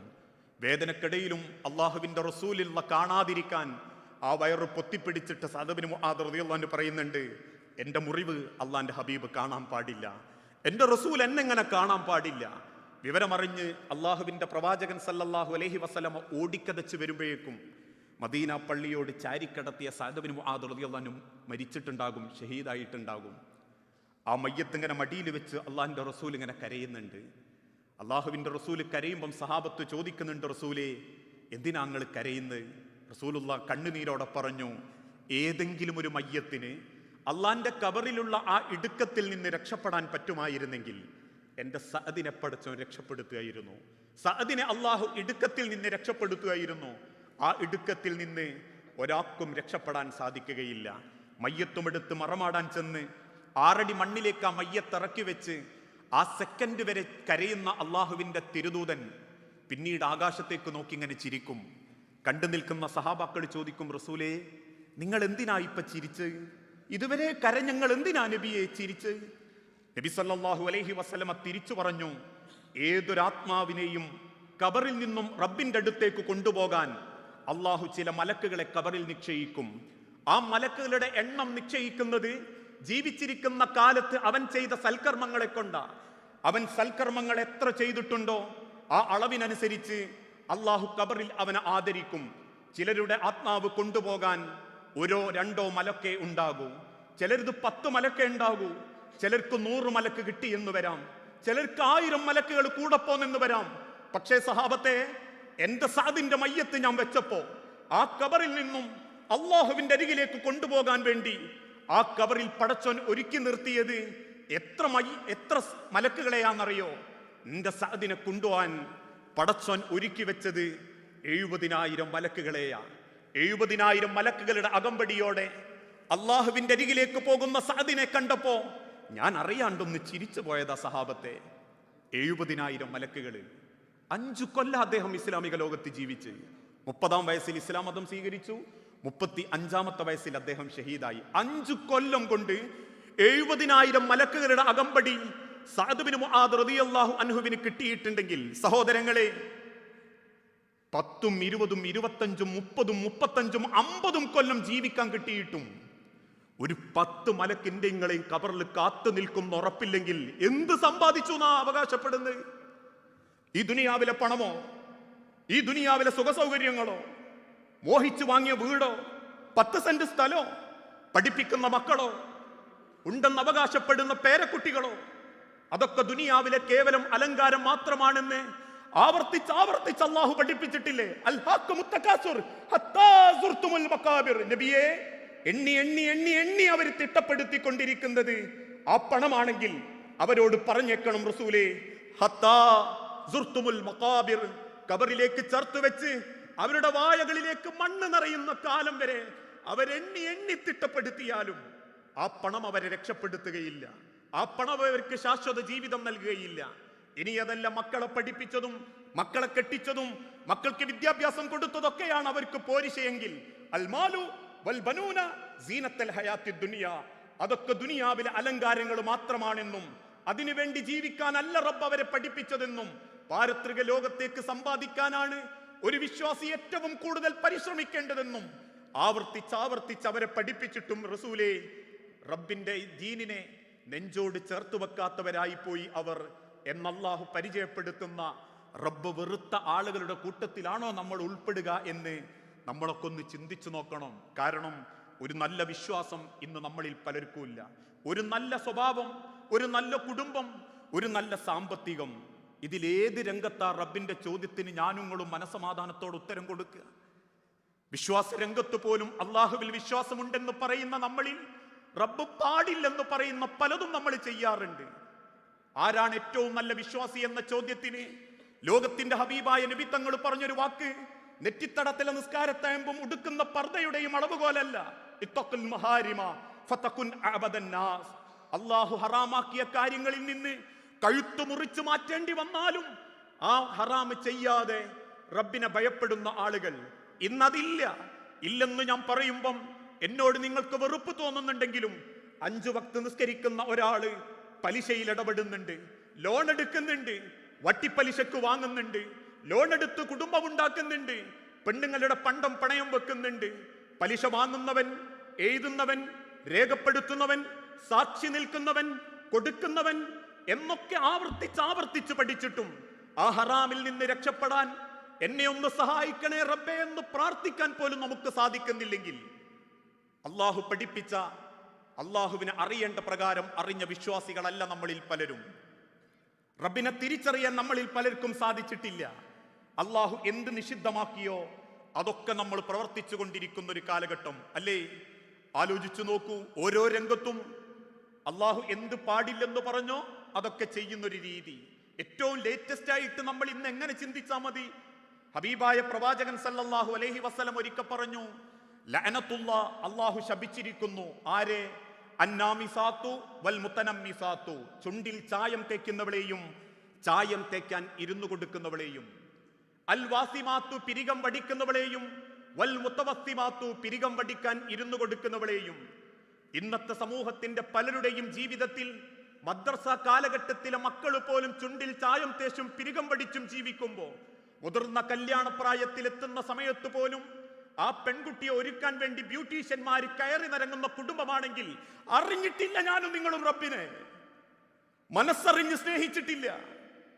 5 വക്ത് നിസ്കരിക്കുന്ന റബ്ബിന്റെ മുൻപിൽ നെറ്റിത്തടം ചേർത്ത് വെച്ച് സുബ്ഹാന റബ്ബി അൽ-അഅല, നീയാണ് റബ്ബേ വലിയവൻ എന്നുച്ചത്തിൽ പ്രഖ്യാപിക്കേണ്ട ഒരു വിശ്വാസി, അവന്റെ ജീവിതത്തിൽ ആ റബ്ബ് കൽപ്പിച്ചു തന്ന മാതൃകകൾക്കനുസരിച്ച് ജീവിക്കാൻ സാധിക്കുന്നില്ലെങ്കിൽ, അവന്റെ വാക്കും പെരുമാറ്റവും ശുദ്ധിയാക്കാൻ അവന് സാധിക്കുന്നില്ലെങ്കിൽ, അവൻ അള്ളാഹുവിനെ അറിഞ്ഞിട്ടില്ല പലരും. ഏത് രീതിയിൽ അറിയണം? ചുട്ടുവൈത്ത മണലാരണ്യത്തിൽ മലർത്തിക്കിടത്തി നെഞ്ചത്ത് വലിയ പാറക്കല്ലുകൾ വെച്ച് ചാട്ടവാറുകൊണ്ട് തല്ലുമ്പോ അടിക്കുന്ന ശത്രുവിന്റെ കണ്ണിൽ നോക്കി ബിലാൽ ഇബ്നു റബാഹ റളിയല്ലാഹു അൻഹു പറഞ്ഞൊരു വാക്കുണ്ട്, അല്ലാഹു അക്ബർ, എനിക്കെന്റെ റബ്ബാണ് വലിയവൻ. മരത്തിൽ പിടിച്ച് കെട്ടിയിട്ട് വസ്ത്രങ്ങളയിച്ച് ഇരുമ്പ് കമ്പി ചുട്ടുപഴിപ്പിച്ച് ശരീരത്തിന്റെ ഗുഹ്യസ്ഥാനത്ത് കുത്തിക്കയറ്റുമ്പം നമ്മളെ ഉമ്മ സുമയ്യ റളിയല്ലാഹു അൻഹ പറഞ്ഞിട്ടുണ്ട്, ലാ ഇലാഹ ഇല്ലല്ലാ, എനിക്കെന്റെ റബ്ബാണ് വലുതെന്ന്. വെള്ളത്തിൽ മുക്കിപ്പിടിച്ച് ശ്വാസം മുട്ടിച്ച് ഓരോ തവണ ആ വെള്ളത്തിൽ നിന്നും പുറത്തേക്കെടുക്കുമ്പോ ആഞ്ഞു വലിക്കുന്ന ശ്വാസത്തോടൊപ്പം മുക്കിപ്പിടിച്ച ശത്രുവിന്റെ കണ്ണിൽ നോക്കി അല്ലാഹു അക്ബർ എന്ന് പറഞ്ഞ അമ്മാർ ഇബ്നു യാസിർ റളിയല്ലാഹു അൻഹു പ്രഖ്യാപിച്ച ലാ ഇലാഹ ഇല്ലല്ലാ മനസ്സുകൊണ്ട് പ്രഖ്യാപിക്കാൻ പറ്റിയിട്ടുണ്ടോ നമ്മൾക്ക്? ഉഹുദിന്റെ രണാങ്കണത്തിൽ ചതിച്ചു കൊല ചെയ്യപ്പെടുകയും മാറുപളർന്ന് മരണം കൺമുൻപിൽ കാണുന്ന സമയത്ത് പോലും അള്ളാഹുവിന്റെ പ്രവാചകന്റെ പിതൃവ്യൻ ഹംസത്തുളിയുള്ള പടച്ചോനോട് പറഞ്ഞൊരു വാക്കില്ലേ, അല്ലാഹു അക്ബർ, അല്ലാഹു അക്ബർ, അത് പ്രഖ്യാപിക്കാൻ പറ്റിയിട്ടുണ്ടോ നമ്മളിൽ ഓരോരുത്തർക്കും? ജീവിതത്തിന്റെ വിശ്വാസ രംഗത്ത് ഇന്ന് അള്ളാനാർക്കും വേണ്ട. നാടോടുമ്പോൾ നടുവേ ഓടുന്ന മാമൂലുകളും നാട്ടാചാരങ്ങൾക്കും മുൻപിൽ പടച്ചോനൊന്നും ഒരു വിലല്ലാണ്ടായിക്കൊണ്ടിരിക്കുക. അള്ളാഹുവിനെ ആർക്കും കള്ളനാക്ക, പടച്ചോനെ ആർക്കും കച്ചവടം ചെയ്യുക എന്ന രീതിയിലേക്ക് കാര്യങ്ങൾ മാറിക്കൊണ്ടിരിക്കുമ്പോ, സഹോദരങ്ങളെ, ജീവിതത്തിന്റെ ഏത് രംഗത്താ അള്ളാഹ് ഹറാമാക്കിയ ഒരു കാര്യത്തെ ജീവൻ പോയാലും ഞാൻ ആ ഹറാമ് ചെയ്യൂല എന്ന് തീരുമാനിക്കാൻ പറ്റിയത്? വലാ യഅ്തബ് ബഅ്ദുകും ബഅ്ദാ, ഇന്നത്തെ കാലഘട്ടത്തിൽ ഒരൊറ്റ വിഷയം ലേ. ഒരിക്കൽ പ്രവാചകൻ സല്ലല്ലാഹു അലൈഹി വസല്ലമ ഹഫ്സ റളിയല്ലാഹു തആല അൻഹാന്റെ വീട്ടിൽ നിന്നും കുറച്ച് മധുരമുള്ളൊരു ഭക്ഷണം കിട്ടി. അതിങ്ങനെ കഴിച്ചു കഴിഞ്ഞപ്പോൾ റസൂലുള്ളാഹിക്ക് ഒരു പൂതി, ഇതിന്റെ ആയിഷ ബീവിക്കും കുറച്ച് കിട്ടിയാ തിരക്കേടില്ല. കാരണം ആയിഷ റളിയല്ലാഹു തആല അൻഹ അന്ന് ചെറുപ്പത്തിലെത്തിയ ആയിഷ ബീവിക്ക് അത് ഇഷ്ടപ്പെടുമെന്ന പ്രതീക്ഷയിൽ ഹഫ്സ റളിയല്ലാഹു തആല അൻഹാനോട് റസൂലുള്ളാഹി അല്പം ഭക്ഷണം ചോദിച്ചു. ഹഫ്സ ബീവി വേഗം ഒരു പാത്രം എടുത്ത് അതിലേക്ക് ആ ഭക്ഷണം എടുത്ത് അള്ളാഹുവിന്റെ ഹബീബിന്റെ കൈ കൊടുത്തിട്ട് പറഞ്ഞു, റസൂലേ, ഇത് നിങ്ങൾ ആയിഷാക്ക് കൊടുക്കണം, ഹഫ്സ തന്നതാണെന്ന് പറയണം. അള്ളാഹുവിന്റെ പ്രവാചകൻ സല്ലല്ലാഹു അലൈഹി വസല്ലം അത് സന്തോഷത്തോടെ അങ്ങനെ വാങ്ങി ആയിഷ ബീവിന്റെ അടുത്ത് ചെന്നിട്ട് പറഞ്ഞു, ആയിഷ, ഹഫ്സ ഇന്നൊരു മുന്തിയ ഭക്ഷണം ഉണ്ടാക്കിയിട്ടുണ്ട്, കഴിച്ചപ്പോൾ എനിക്ക് ഏറ്റവും സന്തോഷം തോന്നി, ഒരൽപ്പം ഞാൻ നിനക്കും വേണ്ടി കൊണ്ടുവന്നിട്ടുണ്ട്. ഒരു പെണ്ണിന്റെ സ്വതസിദ്ധമായ ദേഷ്യത്തോടുകൂടി ആയിഷ റളിയല്ലാഹു തആല അൻഹ അള്ളാന്റെ ഹബീബിന്റെ കയ്യിൽ നിന്ന് ആ പാത്രം തട്ടിത്തെറിപ്പിക്കും. ആ പാത്രവും ഭക്ഷണവും പൊട്ടിച്ചതറിപ്പോകുമ്പോ ആയിഷ റളിയല്ലാഹു തആല അൻഹ ഒരൊറ്റ വാക്കും പറയും, എനിക്കറിയാം റസൂലേ, അല്ലെങ്കിലും നിങ്ങൾക്ക് ആ കുള്ളത്തിയോട് ഒരൽപ്പ പ്രിയം കൂടുതലുണ്ട്. ഹഫ്സ റളിയല്ലാഹു തആല അൻഹക്ക് ഒരൽപ്പ ഉയരക്കുറവുണ്ട്. അതുകൊണ്ട് തന്നെ ആ ഉയരക്കുറവൊന്ന് ഐഡന്റിറ്റി ചെയ്ത് ആയിഷ റളിയല്ലാഹു തആല അൻഹ പറയാ, എനിക്കറിയാം റസൂലേ, നിങ്ങൾക്കല്ലെങ്കിലും ആയിഷ ബീവിനോട് ഒരൽപ്പം സ്നേഹക്കൂടുതലുണ്ട്, ആ കുള്ളത്തിയോട് നിങ്ങൾക്കേശം സ്നേഹക്കൂടുതലുണ്ട്.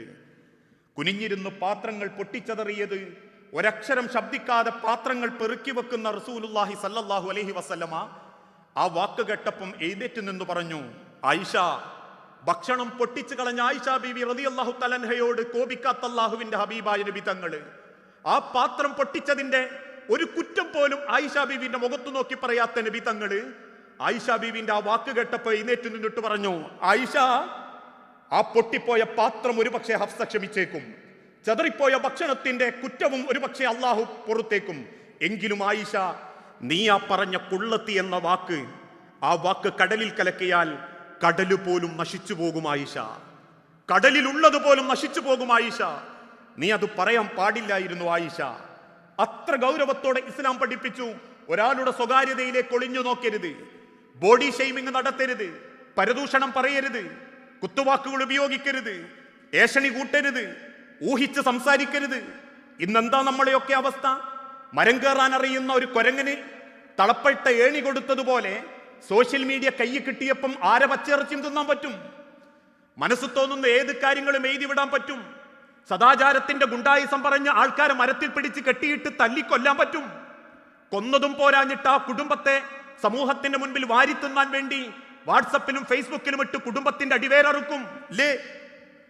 കിട്ടുന്ന വാർത്തകൾ ഷെയർ ചെയ്യുമ്പോൾ മരിച്ചാലും കബറിന്റെ അടി പോയാലും ഈ ദുനിയാവിൽ ഞാൻ ഷെയർ ചെയ്തത് എന്റെ വാട്സപ്പിന്റെയോ ഫേസ്ബുക്കിന്റെയോ എന്റെ ഷെയർ ലിസ്റ്റിലുണ്ടെങ്കിൽ ഞാൻ മരിച്ചാലും എന്റെ കബറിലേക്ക് കിട്ടുന്നത് പാപമാണെന്ന് ചിന്തിച്ചിട്ട് ഏതെങ്കിലും ഒരു തവണ നേരറിയാത്ത നേരുള്ളൊരു വാക്ക് വേണ്ടെന്ന് വെച്ചിട്ടുണ്ടോ നമ്മൾ ആരെങ്കിലും? കിട്ടുന്നത് വാത്തോടാതെ പ്രചരിപ്പിക്കുക എന്നല്ലാതെ. ഏതാനും ചില മാസങ്ങൾക്ക് മുൻപ് കോഴിക്കോട് റെയിൽവേ സ്റ്റേഷനിൽ വണ്ടി ഇറങ്ങുന്ന ഒരു ചെറുപ്പക്കാരൻ, ആ ചെറുപ്പക്കാരനെ ചൂണ്ടി കൂടെ യാത്ര ചെയ്ത പെണ്ണ് പറഞ്ഞൊരു വാക്കുണ്ട്, എന്നെ അയാൾ പീഡിപ്പിച്ചു, ആ സൈനികൻ എന്നെ പീഡിപ്പിച്ചു. കുടിച്ചു പൂസായി ഭർത്താവിന്റെ മുൻപിലേക്ക് ഇറങ്ങുന്ന പെണ്ണ് വാ തുറന്ന ഉടനെ പറഞ്ഞൊരു വാക്ക്, എന്നെ മദ്യം നൽകി അയാൾ പീഡിപ്പിച്ചു. 13 ദിവസം ആ കുടുംബത്തെ സോഷ്യൽ മീഡിയ തിന്നു. പലരും കുറ്റപ്പെടുത്തി, സൈനിക വിഭാഗത്തെ പോലും പരിഹസിച്ചു.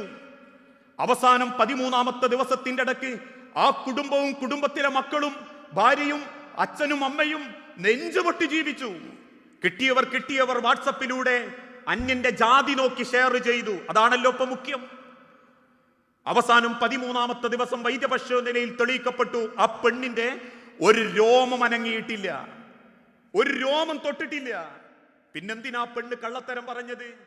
സൈനികന്റെ കയ്യിൽ കുപ്പി ഉണ്ടാകുമെന്ന് കരുതുകയും ആ കുപ്പി വിലപേശി പേശി വാങ്ങുകയും മൂക്കുമുട്ട കുടിക്കുകയും ചെയ്ത് അവസാനം 4 കാലിൽ ഭർത്താവിന്റെ മുൻപിൽ വന്നിറങ്ങേണ്ടി വന്നപ്പം ആ ജാള്യത മറയ്ക്കാൻ വേണ്ടി പെണ്ണ് തെരഞ്ഞെടുത്തൊരു വഴി മാത്രമായിരുന്നു സൈനികന്റെ പേരിലുള്ള ആരോപണം. 13 ദിവസത്തിന്റെ ഇടയ്ക്ക് ആത്മഹത്യ ചെയ്യുന്നവരെത്രേ? കോഴിക്കോട് ഒരു സിവിൽ പോലീസ് ഓഫീസർ അദ്ദേഹത്തിന്റെ വാട്സപ്പ് ഗ്രൂപ്പിൽ അറിയാതെ വന്നു പോയ ഒരു ഷെയറിന്റെ പേരിൽ 4ാമത്തെ ദിവസം മേലുദ്യോഗസ്ഥന്മാര് പുറത്തു കൊടുത്തിട്ടും 4ാമത്തെ ദിവസം അവനെ കൊണ്ട് ആത്മഹത്യ ചെയ്യിച്ചില്ലേ സോഷ്യൽ മീഡിയയിലെ ആങ്ങളാരും പെങ്ങന്മാരും? എത്ര പച്ചയിറച്ചിയാ നമ്മൾ തിന്നുന്നത്? കുടുംബത്തില്, വ്യക്തികളില്, സംഘടനാ നേതാക്കളില്, വിഭാഗങ്ങളില്. ആരെങ്കിലും ചിന്തിക്കാറുണ്ടോ വാക്ക് പറയുന്ന വാക്കുകളുടെ വില?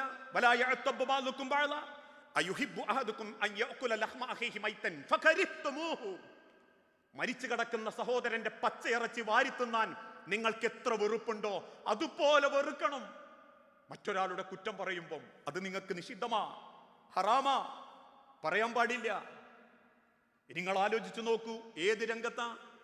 എല്ലാ രംഗത്തും. സാമ്പത്തിക രംഗത്ത് ഇന്നാളുകൾക്ക് അള്ളാഹുവിന്റെ മാർഗത്തിൽ കൊടുക്കാൻ മടിയുള്ളവര്, അള്ളാഹു പറഞ്ഞതെന്താ? കെട്ടിപ്പൂട്ടി വെക്കുന്നവരെ ഒരിക്കലും വിശ്വാസിയുടെ മനസ്സിൽ പിശുക്കൊരിക്കലും കടന്നു വരികയില്ല. ലാ യജ്തമി അശ്ശുഖ വല്ലീമാന ഫീ ഖൽബി മുഅ്മിനിൻ. ഒരു മുഅ്മിനിന്റെ മനസ്സിൽ പിശുക്കും ഈമാനും ഒരുമിച്ച് വരൂല.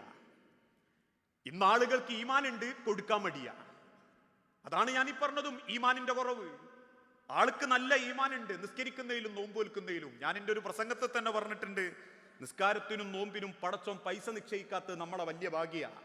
നിസ്കാരത്തിന് 50 ഉറുപ്പ്യയും അല്ലെങ്കിൽ 250 ഉറുപ്പ്യയും ഒരു ഒളൂന് 150 ഉറുപ്പ്യയും വെച്ചിരുന്നെങ്കിൽ സർവ്വ പള്ളികളും പൂട്ടിയിടേണ്ട അവസ്ഥ വരും. കാരണം കൊടുക്കുക എന്ന് പറഞ്ഞാൽ ചിലർക്ക് അവനാൻ്റെ ഇറച്ചി കഷണം അരിഞ്ഞൊടുക്കുന്നതിനേക്കാളിലും ബേജാറാ. ഞാനുണ്ടാക്കിയത് ഇന്റെ സൗകര്യം എന്നൊക്കെ പറയെങ്കിലും പടച്ചോൻ എനിക്ക് തന്നതേ മറ്റ് ചില ആളുകളെയും കൂടി പരിഗണിച്ചോണ്ടാ. അത് ഈ കൊടുക്കണം എന്നാ അള്ളാഹു പറയുന്നത്.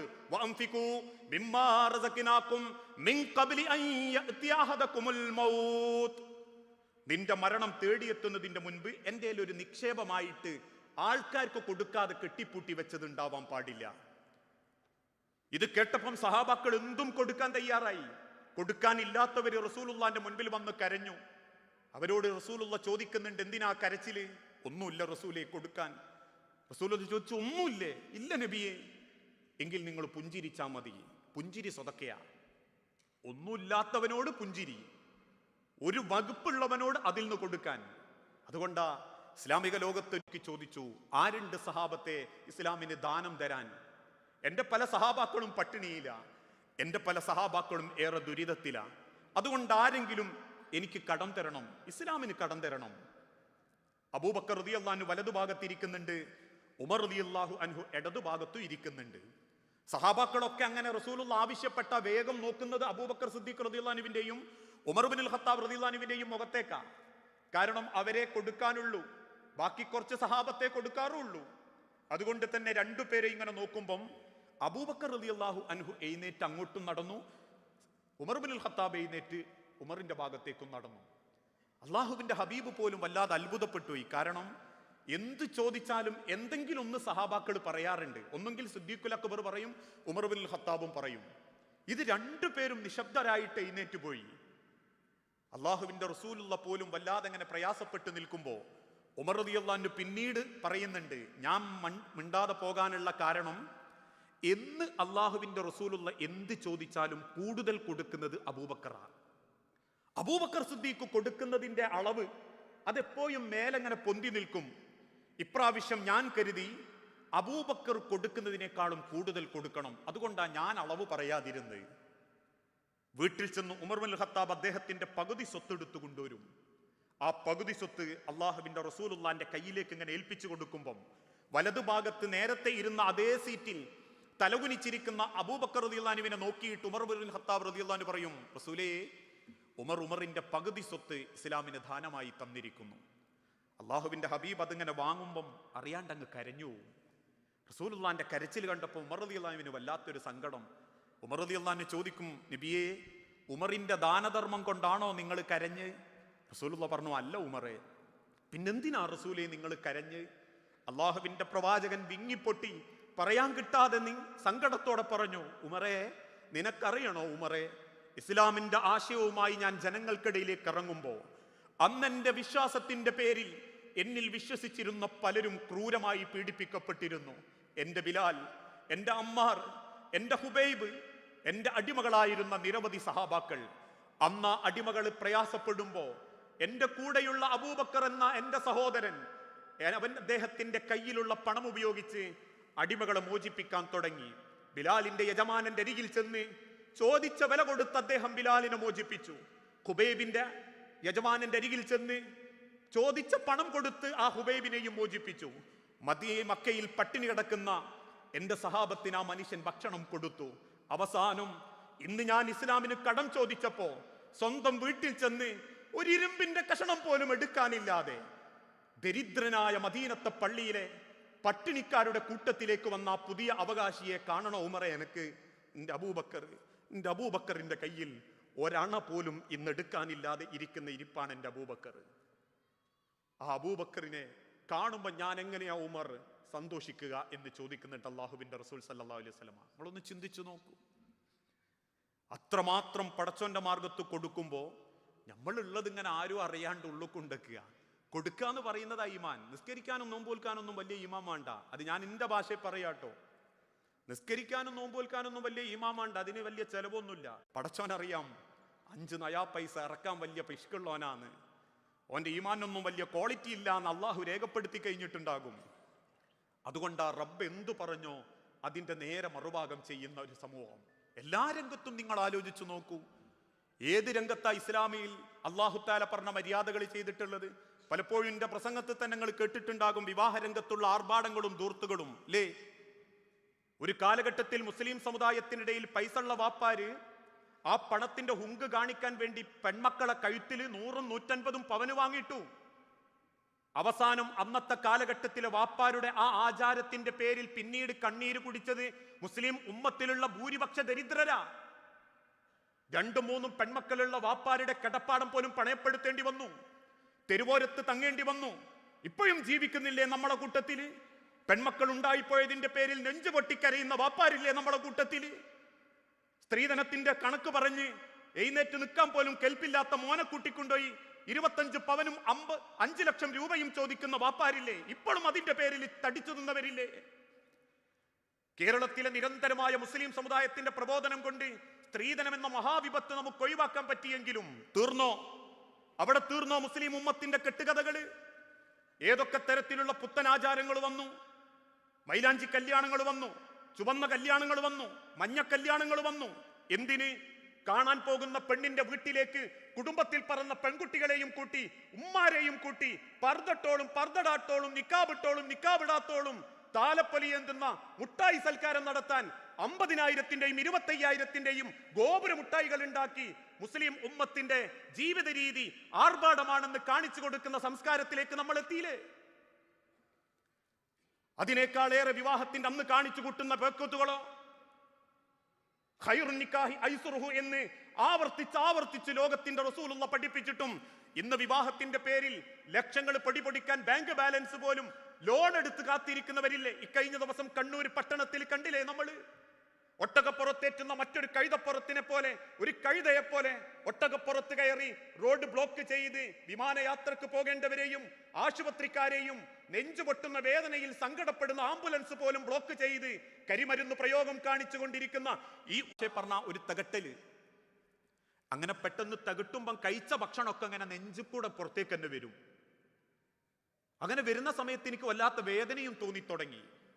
ഞാൻ നാട്ടിലേക്ക് വിമാനം കയറി പരിശോധിച്ചപ്പോൾ ഡോക്ടർമാർ പറഞ്ഞു ചെറുകുടലിന്റെ തുടക്കത്തിൽ 6-7 സുഷിരങ്ങൾ എന്ന് പറഞ്ഞാൽ ഈ ചെറുകുടലിൽ കൂടെ പോകുന്ന ഭക്ഷണങ്ങളൊക്കെ ദഹിപ്പിക്കാൻ വേണ്ടിയിട്ടൊരു രോമം പോലൊരു സാധനം അതിൻ്റെ ഉള്ളിലുണ്ട് എന്നാ. ആ രോമുള്ള സാധനം കൊഴിഞ്ഞു പോകുമ്പോഴാണ് ലൂസ് മോഷൻ വരിക. ചെറിയ കുട്ടികൾക്ക് അത് പെട്ടെന്ന് ഉണ്ടാവില്ല, മുതിർന്നവർക്ക് അത് പെട്ടെന്ന് ഉണ്ടാവും. എന്നാൽ മുതിർന്നവർക്ക് അതിന്മേൽ പുണ്ണു പിടിച്ചാലും സുക്കേട് വന്നാലും അതിനാ ക്യാൻസർ എന്ന് പറയുന്നത്. അപ്പൊ അദ്ദേഹം പറഞ്ഞു, ഡോക്ടർ പരിശോധിച്ചിട്ട് പറഞ്ഞു അവിടെ 5-6 രോമങ്ങളെ പോലുള്ള ആ സ്ഥലങ്ങളിൽ ഒരു ചെറിയ ക്യാൻസറിന്റെ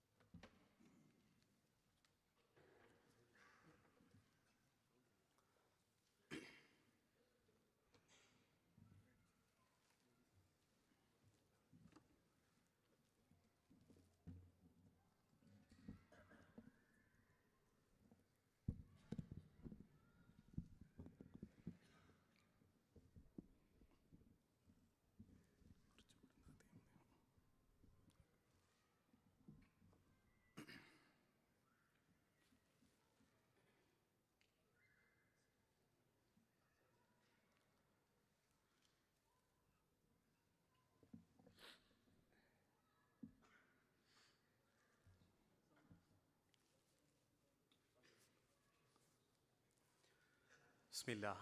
അൽഹംദുലില്ലാ. ഞാൻ സൂചിപ്പിച്ചു വന്നത്, ഞാൻ അദ്ദേഹം പരിശോധിച്ച ഡോക്ടർമാർ പറഞ്ഞു എത്രയും പെട്ടെന്ന് ഓപ്പറേഷൻ നടത്തണം, അതിനിത്ര രൂപ ചെലവ് വരും. അദ്ദേഹം പറയാണ് 20 കൊല്ലത്തെ പ്രവാസം കൊണ്ട് ഞാൻ നേടിയെടുത്തതൊക്കെ ഞാൻ വിറ്റ് ചെലവാക്കി. എന്നിട്ടും ഇപ്പം എൻ്റെ മലമൂത്ര വിസർജന കാര്യത്തിലൊക്കെ ഒരു വല്ലാത്ത അസ്വസ്ഥത അനുഭവപ്പെടുന്നുണ്ട്. സഹോദരങ്ങൾ, നിങ്ങൾ ചിന്തിച്ചു നോക്കൂ. ശരീരത്തിൻ്റെ ചെറുകുടലിൻ്റെ ഉള്ളിലുള്ള 6 രോമങ്ങൾക്കൊരു പരിക്ക് പറ്റിയപ്പോഴേക്കും 20 ലക്ഷം റുപ്യ നഷ്ടപ്പെട്ടൊരു ചെറുപ്പക്കാരനും ഒരു കുഴപ്പമില്ലാണ്ട് ദിവസം ഭക്ഷണം കഴിച്ച് ഭംഗിയായി കാര്യങ്ങൾ നിർവഹിക്കുന്ന നമ്മൾക്കും റബ്ബ് നൽകുന്ന അനുഗ്രഹങ്ങൾ എത്രയാ! എത്ര മനോഹരമായിട്ടാണ് അല്ലാഹു തആല നമ്മളെ ഓരോരുത്തരെയും കൊണ്ടുനടക്കുന്ന ഓരോ ദിവസവും. ആ റബ്ബിനെ തിരിച്ചറിയാനും ആ റബ്ബിലേക്ക് അടുക്കാനും അല്ലാഹു നൽകുന്ന മാസമാണ് പരിശുദ്ധ റമദാൻ. ആ പരിശുദ്ധ റമദാനിനെ ഏറ്റവും ഭംഗിയായ നിലക്ക് സ്വീകരിക്കാനും ആ റമദാനിന്റെ ചൈതന്യത്തോടുകൂടി നാഥനെ തൃപ്തിപ്പെടുത്താനും നമുക്ക് സാധിച്ചെങ്കിൽ മാത്രമേ തിരിച്ചല്ലാഹുവിൻ്റെ അരികിലേക്കുള്ള യാത്ര എളുപ്പമാക്കാനും മനസ്സമാധാനത്തോടെ അള്ളാഹുവിനെ കണ്ടുമുട്ടാനും നമുക്ക് സാധിക്കുകയുള്ളൂ. നമ്മൾ ചെയ്യുന്ന ഓരോ അമലുകളും അള്ളാഹു സ്വീകരിക്കണമെങ്കിൽ നമ്മളുടെ ജീവിതത്തിൽ ഉണ്ടാകേണ്ട മറ്റൊരു ഗൗരവപ്പെട്ട വിഷയത്തെപ്പറ്റി നബി സല്ലല്ലാഹു അലൈഹി വസല്ലമ ഓർമ്മപ്പെടുത്തുകയുണ്ടായി. ലാ യദ്ഖുലുൽ ജന്ന ഖാത്തിഉർ റഹിമ. ബന്ധം മുറിക്കുന്ന, കുടുംബ ബന്ധം മുറിക്കുന്ന ആളുകൾ അള്ളാഹുവിന്റെ സ്വർഗത്തിൽ ഉണ്ടാവുകയില്ല. ഒരു താക്കീദിന്റെ സ്വരമാണ് അള്ളാഹു. നബി സല്ലല്ലാഹു അലൈഹി വസല്ലമ അള്ളാഹുവിന്റെ ഒരു താക്കീദായിട്ട് പഠിപ്പിച്ചതാ ലാ യദ്ഖുലുൽ ജന്ന മൻ ഖാത്തിഉർ റഹിമ.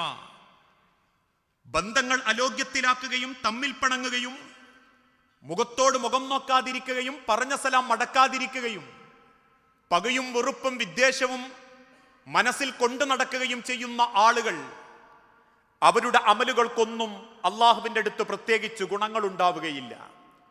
മദീന മിമ്പറിൽ പ്രസംഗത്തിനു വേണ്ടി, ഖുതുബക്ക് വേണ്ടി എഴുന്നേറ്റ് നിൽക്കുന്ന നബി സല്ലല്ലാഹു അലൈഹി വസല്ലമ ഈ ആയത്തോതാതെ ഒരു ഖുതുബ പോലും നിർവഹിച്ചിട്ടില്ല. വത്തഖുല്ലാഹല്ലദീ തസാഅലൂന ബിഹി വല്ലർഹാം. മനുഷ്യരെ, നിങ്ങളുടെ കുടുംബ ബന്ധത്തിന്റെ വിഷയം ഗൗരവത്തോടെ നിങ്ങൾ ആ വിഷയത്തെ കാണണം. എന്റെ ഉമ്മത്ത് പരലോകത്ത് ഏറ്റവും കൂടുതൽ പരാജയപ്പെടുന്നത് കുടുംബത്തിന്റെ വിഷയത്തിലായിരിക്കും. മദീന പള്ളിയിൽ നബി സല്ലല്ലാഹു അലൈഹി വസല്ലമ എന്ന് ഒരായത്തോതുന്നോ അന്നൊക്കെ സഹാബാക്കളിൽ ചിലർ ബോധം കെട്ടു വീഴും. നമസ്കരിച്ച് സലാം വിട്ടുന്ന റസൂൽ സല്ലല്ലാഹു അലൈഹി വസല്ലമ സഹാബത്തിന്റെ അരികിൽ വന്ന് അവരെ പതുക്കെ വെള്ളം തളിച്ച് ബോധത്തിൽ നിന്ന് എഴുന്നേൽക്കുമ്പം ചോദിക്കും, എന്തേ സഹാബത്തെ, നിങ്ങൾ എന്താ ബോധം കെടാനുള്ള കാരണം? അവര് തിരിച്ചു പറഞ്ഞു, അള്ളാഹുവിന്റെ നബിയെ, നിങ്ങൾ ഓതുന്ന ആയത്ത് കേട്ടപ്പം മനസ്സിന് വല്ലാതെ സങ്കടം തോന്നി. ആ ആയത്ത് ഞങ്ങളെ മനസ്സിനെ വല്ലാതെ പ്രയാസപ്പെടുത്തി. ഏതാ ആയത്ത്? യാ അയ്യുഹല്ലദീന ആമനൂ ഖൂ അൻഫുസകും വഅഹ്ലീകും നാറാ വഖൂദുഹൻ നാസു വൽ ഹിജാറ അലൈഹാ മലായികത്തുൻ ഗിലാദുൻ ശിദാദുൻ ലാ യഅസൂനല്ലാഹ മാ അമറഹും വയഫ്അലൂന മാ യുഅ്മറൂൻ. യാ അയ്യുഹല്ലദീന ആമനൂ, അല്ലയോ സത്യവിശ്വാസികളെ, 5 വക്ത് നമസ്കരിക്കുന്ന മുസൽമാനെ, അള്ളാഹുവിന്റെ പരിശുദ്ധ റമദാൻ മാസത്തിൽ നോമ്പനുഷ്ഠിക്കുന്ന മുസ്ലിമെ, അള്ളാഹുവിന്റെ മാർഗത്തിൽ കണക്ക് നോക്കി സകാത്ത് കൊടുക്കുന്ന മുഅ്മിനെ, പരിശുദ്ധ കഅബാലയം തവാഫ് ചെയ്യുന്ന മുഅ്മിനെ, ഖൂ അൻഫുസകും വഅഹ്ലീകും നാറാ. നീ നിന്നെ മാത്രം രക്ഷപ്പെടുത്തിയാ പോരാ. ഞാൻ 5 വക്ത് നിസ്കരിക്കലുണ്ട്, ഞാൻ കുടുംബത്തോട് നല്ല നിലക്ക് പെരുമാറലുണ്ട്, ഞാനെല്ലാ ഖുർആനോത്തും നടത്താറുണ്ട്, ഞാനെല്ലാ ഖുർആനിക ആയത്തുകളും പഠിക്കാറുണ്ട് എന്ന് സ്വയം അഭിമാനിച്ചാ പോരാ. ഖൂ അൻഫുസകും വഅഹ്ലീകും നാറാ. നീ നിന്റെ കുടുംബത്തെയും പടച്ചോന്റെ അടുത്ത് നിന്ന് രക്ഷപ്പെടുത്തണം. വഖൂദുഹൻ നാസു വൽ ഹിജാറ. മനുഷ്യരെയും കല്ലുകളെയും ഇന്ധനമായി കത്തിക്കുന്ന നരകാഗ്നി. അലൈഹാ മലായികത്തുൻ ഗിലാദുൻ ശിദാദുൻ ലാ യഅസൂനല്ലാഹ മാ അമറഹും വയഫ്അലൂന മാ യുഅ്മറൂൻ. കഠിനരും ശക്തരുമായ റബ്ബിന്റെ കൽപ്പനകൾ മാത്രം അനുസരിക്കുന്ന മാലക്കുകൾ, ആ കൽപ്പനകൾ നിർവഹിക്കുന്ന അള്ളാഹുവിന്റെ നരകം. ആ നരകത്തിൽ നിന്നും നിന്റെ കുടുംബത്തെ നീ കാത്തിരക്ഷിക്കണം എന്ന് കേൾക്കുമ്പോഴേക്കും സഹാബത്തിന് ബേജാറ് തോന്നും. പക്ഷെ ഇന്നത്തെ കാലഘട്ടത്തിൽ എന്താ അവസ്ഥ എന്ന് ചോദിച്ചാൽ, തമ്മ് കാണാതെ മിണ്ടാതെ ഉള്ള ബന്ധം പുതുക്കാതെ രക്തബന്ധങ്ങൾ പോലും അകന്നോണ്ടിരിക്കുക. ഒരേ വാപ്പാന്റെയും ഉമ്മാന്റെയും മക്കള് തമ്മ് പണങ്ങി ജീവിച്ചുകൊണ്ടിരിക്കുക. ഞാൻ പറയാറുണ്ട്, ജീവിച്ചിരിക്കുന്ന കാലത്ത് വാപ്പാരൊക്കെ പറയും, ഈ കൂട്ടത്തിലുള്ള പല വാപ്പാരും ഈ കേൾക്കുന്ന വകപ്പെട്ട് ജീവിക്കാതിരിക്കാനാ, ഒരേ കോമ്പൗണ്ടിന്റെ ഉള്ളിൽ മനസ്സമാധാനത്തോടെ ജീവിക്കണം എന്ന് കരുതിയിട്ടാ. പക്ഷേ വാപ്പാനെ മണ്ണുക്ക് വെച്ച് തിരിച്ചു പോകുന്ന സമയം മുതൽക്ക് തുടങ്ങിയതാ കാർണോരും അനിയനും തമ്മിലുള്ള പ്രശ്നം. പെങ്ങളും അളിയനുമായിട്ടൊരു ബന്ധവുമില്ല. ഇന്നതൊക്കെ ഒരു ഫാഷനാ. നാട്ടുകാരൊക്കെ വിളിച്ചിട്ടൊരു നിക്കാഹ് നടത്തിയിട്ട് എന്നെ അവിടെ കണ്ടില്ലല്ലോ, മൂത്ത കാർണോരെ മോന്റെ നിശ്ചയത്തിന് ഈ അവിടെ ഇല്ലല്ലോ. നമ്മളിൽ ചിലർ ആവേശത്തോടെ പറയും, ഞാൻ അത്ര യോഗ്യല്ല, ഞാൻ അങ്ങോട്ടും പോകലില്ല, അവരാരും ഇങ്ങോട്ടും വരാറില്ല. എത്ര പേരാ മുഖത്തോട് മുഖം നോക്കാതെ ജീവിക്കുന്നത്? എത്ര പേരാ സലാം പറഞ്ഞിട്ട് മടക്കാതെ ജീവിക്കുന്നത്? എത്ര പേരാ പൊരുത്തം കിട്ടാതെ മരിച്ചോന്ന്? ഇക്കഴിഞ്ഞ ദിവസം ഒരു മയ്യത്ത് നിസ്കാരത്ത് പങ്കെടുക്കുമ്പോ ആ നിസ്കാരം കഴിഞ്ഞ് ബാക്ക് ഭാഗത്ത് നിൽക്കുന്ന രണ്ടാള് പറയാ, നല്ല മനുഷ്യനായിട്ടോ, സുബഹിക്ക് ആദ്യം പള്ളിയിലെത്തും, മോട്ടറിട്ട് വെള്ളം നിറച്ചു വെക്കും, പള്ളീന്റെ ഔന്ന് വരെ കഴുകും വെള്ളിയാഴ്ച. പിന്നെ ആൾക്കാർക്ക് മറ്റേ ആള് ചോദിച്ചു, പിന്നെ എന്താ ഇപ്പൊ ഒരു പ്രശ്നമുള്ളത്? അല്ല, 4 കൊല്ലം മുൻപെന്തോ കാർണൂരായിട്ട് എന്തോ ഒരു കടമുറിന്റെ പേരിൽ എന്തോ അങ്ങോട്ടും ഇങ്ങോട്ടും വർത്താനശ്ശേരി ഓവറായി പോയി, അന്ന് പിരിഞ്ഞതാ രണ്ടാളും. അതിൻ്റെ ഇടക്ക് പള്ളി കമ്മിറ്റിക്കാരൊക്കെ ഒന്ന് മധ്യസ്ഥത്തിന് ചെന്നു നോക്കിയപ്പോ രണ്ടാളും പറഞ്ഞ്, അതിൽ നിങ്ങൾ ഇടപെടണ്ട, അതിപ്പോ അങ്ങനെ കട്ടെ, ഏതെങ്കിലും കാലത്തല്ലേ അത് ഞങ്ങൾ ആലോചിക്കാന്ന്. അപ്രതീക്ഷിതമായി മരണം ആ മനുഷ്യൻ ഒരു അറ്റാക്കിലൂടെ കൂട്ടിക്കൊണ്ടുപോയി. കുടുംബബന്ധം മുറിച്ചവൻ പടച്ചോന്റെ സ്വർഗത്തിലുണ്ടാവൂല. ജീവിച്ചിരിക്കുമ്പോഴേ നന്നാവാൻ പറ്റൂ. മരിച്ചു കഴിഞ്ഞിട്ട് മരിച്ചോന്റെ മക്കളെ പോയി ആശ്വസിപ്പിക്കലൊന്നും പൊരുത്തം വാങ്ങലല്ല. പള്ളിയിൽ കൊണ്ടുവച്ച മയ്യത്തിന്റെ തലക്കും ഭാഗത്തുനിന്ന് പൊരുത്തം വാങ്ങാൻ അള്ളാന്റെ ഹബീബ് പഠിപ്പിച്ചിട്ടുമില്ല. ഉണ്ടോ? മദീന പള്ളിയിൽ ഒരു മയ്യത്ത് കൊണ്ടുവെക്കുമ്പം ആ മയ്യത്തിന്റെ ഭാഗത്ത് നിന്ന് റസൂലുള്ളാഹി സ്വല്ലല്ലാഹു അലൈഹി വസല്ലം സഹാബത്തിനോട് ചോദിച്ചത് ഒരൊറ്റ ചോദ്യ, സഹാബത്തെ, ഈ മയ്യത്തിന് കടണ്ടോ? കടം ബാധ്യത വെച്ചിട്ടാണോ ഈ മയ്യത്ത് മരിച്ച്? സഹാബാക്കളിൽ ചിലര് പറഞ്ഞു, ഉണ്ട് നബിയെ, അദ്ദേഹത്തിന് എന്തോ കടണ്ട്. ഉടനെ നബി സല്ലല്ലാഹു അലൈഹി വസല്ലം മയ്യത്ത് നിസ്കരിക്കാതെ മദീന പള്ളിന്റെ പുറത്തേക്ക് ഇങ്ങനെ മാറി നിന്നു. സഹാബാക്കൾ പോലും അത്ഭുതപ്പെട്ടുപോയി. ആദ്യമായിട്ട് അള്ളാഹുവിന്റെ ഹബീബ് മയ്യത്ത് നിസ്കരിക്കാതെ പുറത്തിറങ്ങുന്നത്. സഹാബാക്കൾ ചോദിച്ചു, റസൂലേ, നിങ്ങൾ എന്താ മയ്യത്ത് നിസ്കരിക്കാൻ വരാത്ത്? അള്ളാഹുവിന്റെ പ്രവാചകൻ തിരിച്ചു പറഞ്ഞു, ആ മയ്യത്തിന്റെ ബാധ്യത തീരാത്ത കാലത്തോളം ഞാൻ ആ മയ്യത്ത് നിസ്കരിക്കൂല. സഹാബാക്കളുടെ കൂട്ടത്തിൽ ഒരാൾ അത് ഏറ്റെടുത്തു. റസൂലേ, ഞാൻ ഏറ്റെടുത്തു. അള്ളാഹുവിന്റെ റസൂൽ തിരിച്ചു ചോദിച്ചു, ഈ അത് വീട്ടുന്ന ഉറപ്പാണോ? ഉണ്ട് നബിയെ. ആ ഉറപ്പ് കിട്ടുന്ന അള്ളാഹുവിന്റെ തിരുദൂതൻ വന്ന് മയ്യത്ത് നിസ്കരിച്ചു. ദിവസങ്ങൾക്ക് ശേഷം ആ സ്വഹാബിയുടെ വീട് അന്വേഷിച്ച് റസൂലുള്ള കയറി ചെന്നു. ആ സ്വഹാബിയോട് ചോദിച്ചു, സഹോദര, ഈ ആ മയ്യത്തിന്റെ കടം വീട്ടിയോ? ഇല്ല നബിയെ. റസൂലുള്ളാക്ക് ദേഷ്യം തോന്നി. അള്ളാന്റെ പ്രവാചകന്റെ മുഖം ചുവന്നു.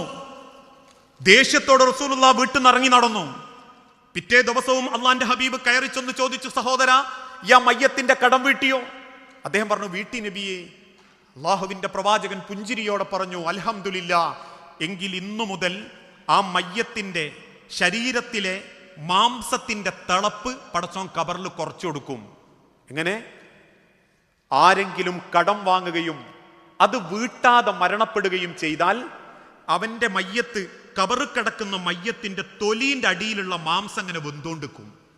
അതിങ്ങനെ തിളച്ചുകൊണ്ടിരിക്കും കടം വീട്ടുന്ന കാലത്തോളം. ചില്ലറ വിഷയമല്ല. ഓരോരുത്തരും മയ്യത്തിന്റെ തലക്കും ഭാഗത്തു നിന്നൊക്കെ വലിയ ആവേശത്ത് പറയും. ജീവിച്ചിരിക്കുന്ന കാലത്ത് വാപ്പാരോടും കൂടിയാ പറയുന്നത്.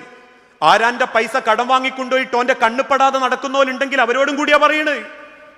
കടം തന്നോനെ ബുദ്ധിമുട്ടിച്ചിട്ട് ഓന്റെ കണ്ണുപ്പെടാതെ ഫോൺ എടുക്കാതെ നടക്കുന്നവരോടും കൂടിയാ പറയണത്. ബാധ്യതകൾ ദുനിയാവിൽ തീർക്കാതെ മരിക്കുന്നതെങ്കിലേ അള്ളാന്റെ മണ്ണിൽ വലിയ സുഖം ഉണ്ടാവൂല. ഇന്ന് കടം വാങ്ങലൊക്കെ ഒരു ഫാഷനാ. കടം വാങ്ങുക, ഫോൺ എടുക്കാണ്ടിരിക്കുക. അതല്ലെങ്കിൽ ബാധ്യത പറഞ്ഞ് കൂടെ കൂട്ടുക, അവസാനം കച്ചവടം ഉണ്ടാകുമ്പം തള്ളിപ്പറയാ, അവനാൻ്റെതാക്കുക. ഇതൊക്കെ അപ്പൊ സമൂഹത്തിൽ നടന്നുകൊണ്ടിരിക്കുന്നത്. പൈസ ഉണ്ടാക്കാൻ എന്തൊക്കെ വഴിയുണ്ടോ ആ വഴികളൊക്കെ തേടിക്കൊണ്ടിരിക്കുന്നവരില്ലേ? എങ്ങനെയാ MLM വന്ന്, മൾട്ടി ലെവൽ മാർക്കറ്റിംഗ് വന്ന്, എങ്ങനെയാ മണി ചെയിൻ വന്ന്? ഒരു ബെൻസ് കാറും കോട്ടും സ്യൂട്ടും ഇട്ട് ഏതോ ഒരു മനുഷ്യന്റെ ഫോട്ടോ കാണിച്ച് എത്ര കുടുംബക്കാരെ ചെറുപ്പക്കാര് ചൂഷണം ചെയ്ത്, പൊരയിലിരുന്നും 50,000 ഉണ്ടാക്കാന്ന് പറഞ്ഞ് പെണ്ണുങ്ങളെ നാട്ടിക്കിറക്കി നാട്ടുകാരെ കൊണ്ട് മണി ചെയിനിൽ ചേർപ്പിച്ച എത്ര കുടുംബങ്ങളുണ്ട് എന്നറിയോ? മേലനങ്ങാണ്ട് പൈസ ഉണ്ടാക്കലൊക്കെ ദുനിയാവിൽ വലിയ എളുപ്പ. പക്ഷെ മണ്ണ് കിടക്കുമ്പോ ഒരു സ്വൈര്യവും സമാധാനവും പടച്ചോൻ തരൂല. ഒരാണ് ഈ ദുനിയാവിൽ ബാക്കി വെച്ചിട്ടാ മരിച്ചു വന്നതെങ്കിൽ ഇന്ന് കടം തന്നോനെ ഇരന്ന് നടക്കണം കൊടുത്ത് കിട്ടാൻ വേണ്ടിയിട്ട്. അത്രക്ക് പിന്നാലെ നടക്കേണ്ട ഒരു കാലഘട്ട. ചിലരത് എഴുതി വെക്കൂല. എഴുതി വെക്കണം കേട്ടോ. ഒരു നോട്ട് പുസ്തകങ്ങൾ അതിനെന്നെ വാങ്ങിക്കോ. ബാധ്യതകൾ എഴുതി വെക്കണം. വീട്ടാൻ പറ്റിയിട്ടില്ലെങ്കിലും നാട്ടുകാർ അറിഞ്ഞിട്ടില്ലെങ്കിലും ഇല്ലെങ്കിലും കെട്ടിയോളോടെങ്കിലും പറയണം, ഞാൻ മരിച്ചു കഴിഞ്ഞാലേ എന്റെ കബറിൽ എനിക്കൊരു സ്വൈര്യം കിട്ടണമെങ്കിൽ എന്നോട് മാത്രം പറയാ. മക്കൾ അറിഞ്ഞിട്ടില്ലെങ്കിൽ ഈ പറയണം, ഞാൻ മരിച്ചു കഴിഞ്ഞാൽ എന്റെ കടം വീട്ടണം എന്ന്. ആയുസ്സുള്ള കാലത്ത് എനിക്ക് പറ്റിയിട്ടില്ലെങ്കിൽ പറയണം. വാപ്പാര്, ഞാൻ പഠിപ്പിച്ചതല്ല, ലോകത്തിന്റെ റസൂലുള്ള ഓർമ്മപ്പെടുത്തിയതാ. വാപ്പാരെ, നിങ്ങൾ മരിച്ചു കഴിഞ്ഞാൽ ആദ്യം മക്കളോട് പറയേണ്ടത് എന്താണെന്നറിയോ? മരിക്കുന്നതിന്റെ മുൻപ്, ഞാൻ മരിച്ചു കഴിഞ്ഞാൽ എനിക്ക് ബാധ്യതകൾ ഉണ്ടെങ്കിൽ എന്റെ മുതൽ നിങ്ങൾ ആദ്യം വിൽക്കണം. വാപ്പന്റെ മുതലാദ്യം വിൽക്കണം, വീതിക്കണം എന്നല്ല. അത് വിറ്റ് കിട്ടുന്ന പണം കൊണ്ട് എന്റെ കടങ്ങൾ വീട്ടണം. ബാക്കിയുണ്ടെങ്കിൽ നിങ്ങൾ വീതിച്ചാ മതി. ബാക്കിയുണ്ടെങ്കിൽ മക്കൾ എടുത്താൽ മതി. ഇന്നൊക്കെ ഞാൻ തമാശക്ക് പറയാറുണ്ട്. പള്ളിയിൽ ഒരു മയ്യത്തുണ്ടെക്കുമ്പോ കാണാം ഉസ്താദിന്റെ കൈമന്ന് മൈക്കും വാങ്ങിയിട്ട് ചില ഉസ്താദുമാരും പറയും, ചിലപ്പം ചില മക്കളും പറയും, ഈ മയ്യത്തിന്റെ വാപ്പന്റെ ബാധ്യത മൂത്ത മകൻ ജബ്ബാർ ഏറ്റെടുത്തിരിക്കുന്നു. ബേക്കെന്ന് ഒരുത്തം പറഞ്ഞു, സുബ്ഹാനല്ലാ, ജബ്ബാർ ഓന്റെങ്കിലും തന്നാ മതി അതിനു. അവസാനം പറഞ്ഞ് ആരും അങ്ങോട്ടും ഇങ്ങോട്ടൊന്നും കൊടുക്കാനുള്ള വലിയ മൂടൊന്നും ഉണ്ടാവില്ല. ഇപ്പൊ നമുക്ക് കേൾക്കുമ്പോൾ വലിയ ചിരി തോന്നും. വാപ്പാരോടാ പറയണത്, മരിച്ചു കഴിഞ്ഞിട്ട് നിങ്ങളെ സ്വത്ത് വീതം വെച്ചാൽ ഞാൻ ഉറപ്പിച്ച് പറയും ഒരൊറ്റ മക്കളും കൊടുക്കൂല. അങ്ങനെ കൊടുക്കാത്ത മധ്യസ്ഥ 5 ഞാൻ ഇപ്പോഴും പറയുന്നുണ്ട്. മരിച്ച വാപ്പാന്റെ സ്വത്തിന്റെ അടുത്ത് കൊടുക്കാന്നൊക്കെ മക്കൾ ആദ്യം സമ്മതിച്ചു. അവസാനം വീതം വെച്ചിട്ട് കൊടുക്കാനായി. വീതം വെച്ച് കഴിഞ്ഞപ്പോ മൂത്തോന്റെ അടുത്ത് പോയപ്പോ പറഞ്ഞു, മൂത്തവൻ കിട്ടിയതൊക്കെ അനിയനാ, നിങ്ങൾ ഓന്റെ അടുത്ത് ചോദിക്കുക. കണ്ണായ സ്ഥലം ഓനാ കിട്ടിയത്. അവിടെ സെന്റിന് 2.25 ലക്ഷം ഉണ്ട്, എനിക്ക് കിട്ടി ഒരു പാറയാ. ഇപ്പൊ രണ്ടാമത്തോന്റെ അടുത്ത് പോയപ്പോ പറഞ്ഞു, എനിക്ക് അങ്ങനെ ഒന്നും കിട്ടിയിട്ടില്ല കേട്ടോ, പെങ്ങളും അളിയനൂടി കൊണ്ടുപോയതാ, നിങ്ങൾ ഓളോട് പോയി വാങ്ങിക്കോളൂ. അവസാനം 4 മക്കളെ പുരയിലും കയറി ഇറങ്ങിയിട്ട് വാപ്പാന്റെ കടം വീട്ടി കിട്ടാതെ ആ വാപ്പന്റെ മുതൽ ഞാൻ പൊരുത്തപ്പെട്ടു കൊടുക്കട്ടെ മനസ്സ് വെറുത്തിട്ട് ഒരു മൊയ്ലിയാരോട് സംശയം ചോദിക്കാൻ വന്നതാ ഒരു ചെറുപ്പക്കാരൻ. ഞാനങ്ങ് പുറത്തു കൊടുക്കുക, വിട്ടുകൊടുത്തേക്കുക, പൊരുത്തപ്പെട്ടു കൊടുത്തേക്കുക. ആ സാധു മനുഷ്യന് കവറിൽ ഒരു സ്വൈര്യം കിട്ടിക്കോട്ടെ എന്ന് കരുതിയിട്ട്. അങ്ങനെ ഒരു വാപ്പാന്റെ മുതലൊന്നും വീട്ടാതെ ജീവിക്കുന്ന മക്കളാണെങ്കിലേ സ്വന്തം കുടുംബത്തിന് തിന്നാൻ കൊടുക്കുന്നത് പോലും ഹക്കല്ല എന്ന് പഠിപ്പിച്ച മതാ ഇസ്ലാം. അങ്ങനെ ഒരാളോട് കടം വാങ്ങിക്കൊണ്ടുവന്നിട്ട് അവന് തിരിച്ചു വീട്ടാതെ ജീവിതത്തിൽ മക്കളങ്ങൾ സപ്രപഞ്ചക്കട്ടിലിൽ കൊട്ടാരുണ്ടാക്കി നോക്കിയാലും ആ മക്കളെ തീറ്റിച്ച് ഹറാമാന്ന് പഠിപ്പിച്ച മതാ ഇസ്ലാം. ചില്ലറ കളിയല്ല. അതുകൊണ്ടാ അള്ളാന്റെ ഹബീബായ നബി തങ്ങൾ പഠിപ്പിച്ചതും വാങ്ങുന്ന കയ്യാ പടച്ചോൻ ഏറ്റവും വെറുക്കപ്പെട്ടത് എന്ന്. ഒരാവശ്യമില്ലാണ്ട് കടങ്ങ് വാങ്ങുന്നവരുണ്ട്, എഴുതി വെക്കാത്തവര്. അത് 10 ഉറുപ്പ്യാണെങ്കിലും 10 കോടിയാണെങ്കിലും എഴുതി വെക്കണം. അത് ഞാൻ സാന്ദർഭികമായിട്ട് പറഞ്ഞതാ. ഒരു മയ്യത്ത് കൊണ്ടുവെക്കുമ്പോൾ അള്ളാന്റെ ഹബീബ് അതേ ചോദിച്ചിട്ടുള്ളൂ. അല്ലാണ്ട് മരിച്ച വാപ്പാക്ക് വേണ്ടിയിട്ട് ചില മക്കൾ ചോദിക്കുന്നതാണ്, മരിച്ചെന്റെ വാപ്പാന്റെ കബറ് വിശാലാവാൻ വാക്കുകൊണ്ടോ പ്രവൃത്തിയുണ്ടോ എൻ്റെ ഉപ്പ എന്തെങ്കിലും ചെയ്തോയിട്ടുണ്ടെങ്കിൽ പൊരുത്തപ്പെട്ട് കൊടുക്കണം എന്നിട്ട് ഓനൊരു നിലവിളിയാ. എന്നാ പിന്നെ കാടടക്കിയിട്ടുള്ള ഒരു പൊരുത്താകുകയും ചെയ്യൂ. അങ്ങനെ ഒരു പൊരുത്തം വാങ്ങൽ ഇസ്ലാമിലില്ല. ജീവിച്ചിരിക്കുമ്പോഴാ പൊരുത്തം വാങ്ങണ്ടേ, കുടുംബം നന്നാക്കണ്ട്. ജീവിച്ചിരിക്കുമ്പോഴാ കയറി ചെല്ലണ്ട് അല്ലേ? സഫർ മാസം 30-ാം തീയതി അള്ളാഹുവിന്റെ ഹബീബ് രോഗിയ. ഒരു മയ്യത്ത് സംസ്കരണത്തിൽ പങ്കെടുത്ത് തിരിച്ചു വരുമ്പം തലങ്ങനെ പൊട്ടിപ്പിടിച്ച് അള്ളാന്റെ ഹബീബ് മദീനത്തെ മണലിലിരുന്നു. സഹാബത്ത് ഓടിച്ചെന്ന് റസൂലുള്ളാഹിനോട് ചോദിച്ച്, എന്തേ നബിയെ? അള്ളാഹുവിന്റെ തിരുദൂതൻ തലങ്ങനെ പൊട്ടിപ്പിടിച്ചിട്ട് പറഞ്ഞു, അന്ന് ഖൈബറിലെ ജൂതപ്പെണ്ണ് തന്ന വിഷമാംസത്തിന്റെ വേദന ഞാനിപ്പോ അനുഭവിക്കുന്നുണ്ട് സഹാബത്തെ. എന്ന് പറഞ്ഞാൽ അന്ന് മരിക്കേണ്ട ആ മരണവേദന ഞാൻ ഇപ്പൊ അനുഭവിച്ചു തുടങ്ങിയിട്ടുണ്ട്. വല്ലാത്തൊരു വേദന റസൂലുള്ളാഹിന്റെ ശരീരത്തിൽ ബാധിക്കാൻ തുടങ്ങി. അള്ളാന്റെ ഹബീബിന്റെ ശരീരം തളരാൻ തുടങ്ങി. സഹാബത്ത് തോളിലെടുത്തിട്ടാ അള്ളാഹുവിന്റെ പ്രവാചകനെ വീട്ടിലേക്ക് എത്തിക്കുന്നത്. പിന്നീട് 13 ദിവസം ആയിഷ ബീബി റളിയല്ലാഹു തആല അൻഹാന്റെ വീട്ടിൽ റസൂലുള്ള സൂക്കേടായി കിടക്കുക. മേലിൽ ചൂടിന്റെ കാഠിന്യം കണ്ട് സഹിക്കാനാവാത്ത സഹാബാക്കൾ വെള്ളം കൊണ്ട് ചൊഴിച്ചു. അങ്ങനെ വെള്ളമൊഴിച്ച് ആശ്വാസം തോന്നുന്ന മരിക്കുന്നതിന്റെ 2 ദിവസം മുൻപ് മദീനത്തെ പള്ളിയിലേക്ക് സഹാബത്തിന്റെ തോളിൽ കയറി റസൂലുള്ള വന്നിട്ടുണ്ട്. അറിഞ്ഞിട്ടുണ്ടോ? മദീന പള്ളി റൗള ഷരീഫ് കാണുന്ന ആരെങ്കിലും ചിന്തിച്ചു നോക്കിയിട്ടുണ്ടോ? ആയിഷ ബീവിന്റെ മടിയിൽ നിന്നും അലി ബിൻ അബീ ത്വാലിബും കഅബ് ബിൻ മാലിക് റളിയല്ലാഹു അൻഹുവും 2 പേരും റസൂലുള്ളാഹിനെ അങ്ങനെ തോളിലേക്ക് എടുത്തു. തോളിലെടുത്ത റസൂലുള്ളാഹിന്റെ തളർന്നു പോയ ശരീരം കൊണ്ട് അവർ മദീനത്തെ പള്ളിയിലെത്തി. മദീന പള്ളിയുടെ മിമ്പറിൽ ഇരുന്ന് ജൂത നസാറാക്കളെ റബ്ബ് ശപിച്ചതിന്റെ കണക്ക് റസൂലുള്ള പറഞ്ഞു കൊടുത്തു. ലഅനത്തുല്ലാഹി അലൽ യഹൂദി വന്നസാറ ഇത്തഖദു ഖുബൂറ അംബിയാഇഹിം മസാജിദ. ജൂത ക്രൈസ്തവന്മാരെ പടച്ച റബ്ബ് ശപിച്ചിരിക്കുന്നു അവരുടെ അമ്പിയാക്കളുടെ കബറിങ്കൽ അവർ ആരാധന നടത്തിയത് കാരണത്താൽ. പിന്നീട് അൻസാറുകളും മുഹാജിരിങ്ങളും സ്നേഹിക്കേണ്ടതിന്റെ ആവശ്യകത പറഞ്ഞു. പിന്നീട് അള്ളാഹു ഒരു അടിമയെ തെരഞ്ഞെടുത്തിരിക്കുന്നു, ആ അടിമ അള്ളാഹുവിന്റെ അരികിൽ തെരഞ്ഞെടുത്തിരിക്കുന്നു എന്നത് പറഞ്ഞു. ശേഷം അള്ളാഹുവിന്റെ റസൂൽ ഇങ്ങനെ തലകുനിച്ച് പെരടീന്റെ വെളുപ്പ് സഹാബത്തിന് കാണിച്ചു കൊടുത്തുകൊണ്ട് പറഞ്ഞു, അയ്യുഹന്നാസ് മൻ കുൻത ജലബതു ലഹു ലഹറൻ ഫഹാദാ ലുഹരി മൻ കുൻത ശതംതു ലഹു ഇർലൻ ഫഹാദാ ഇർലി.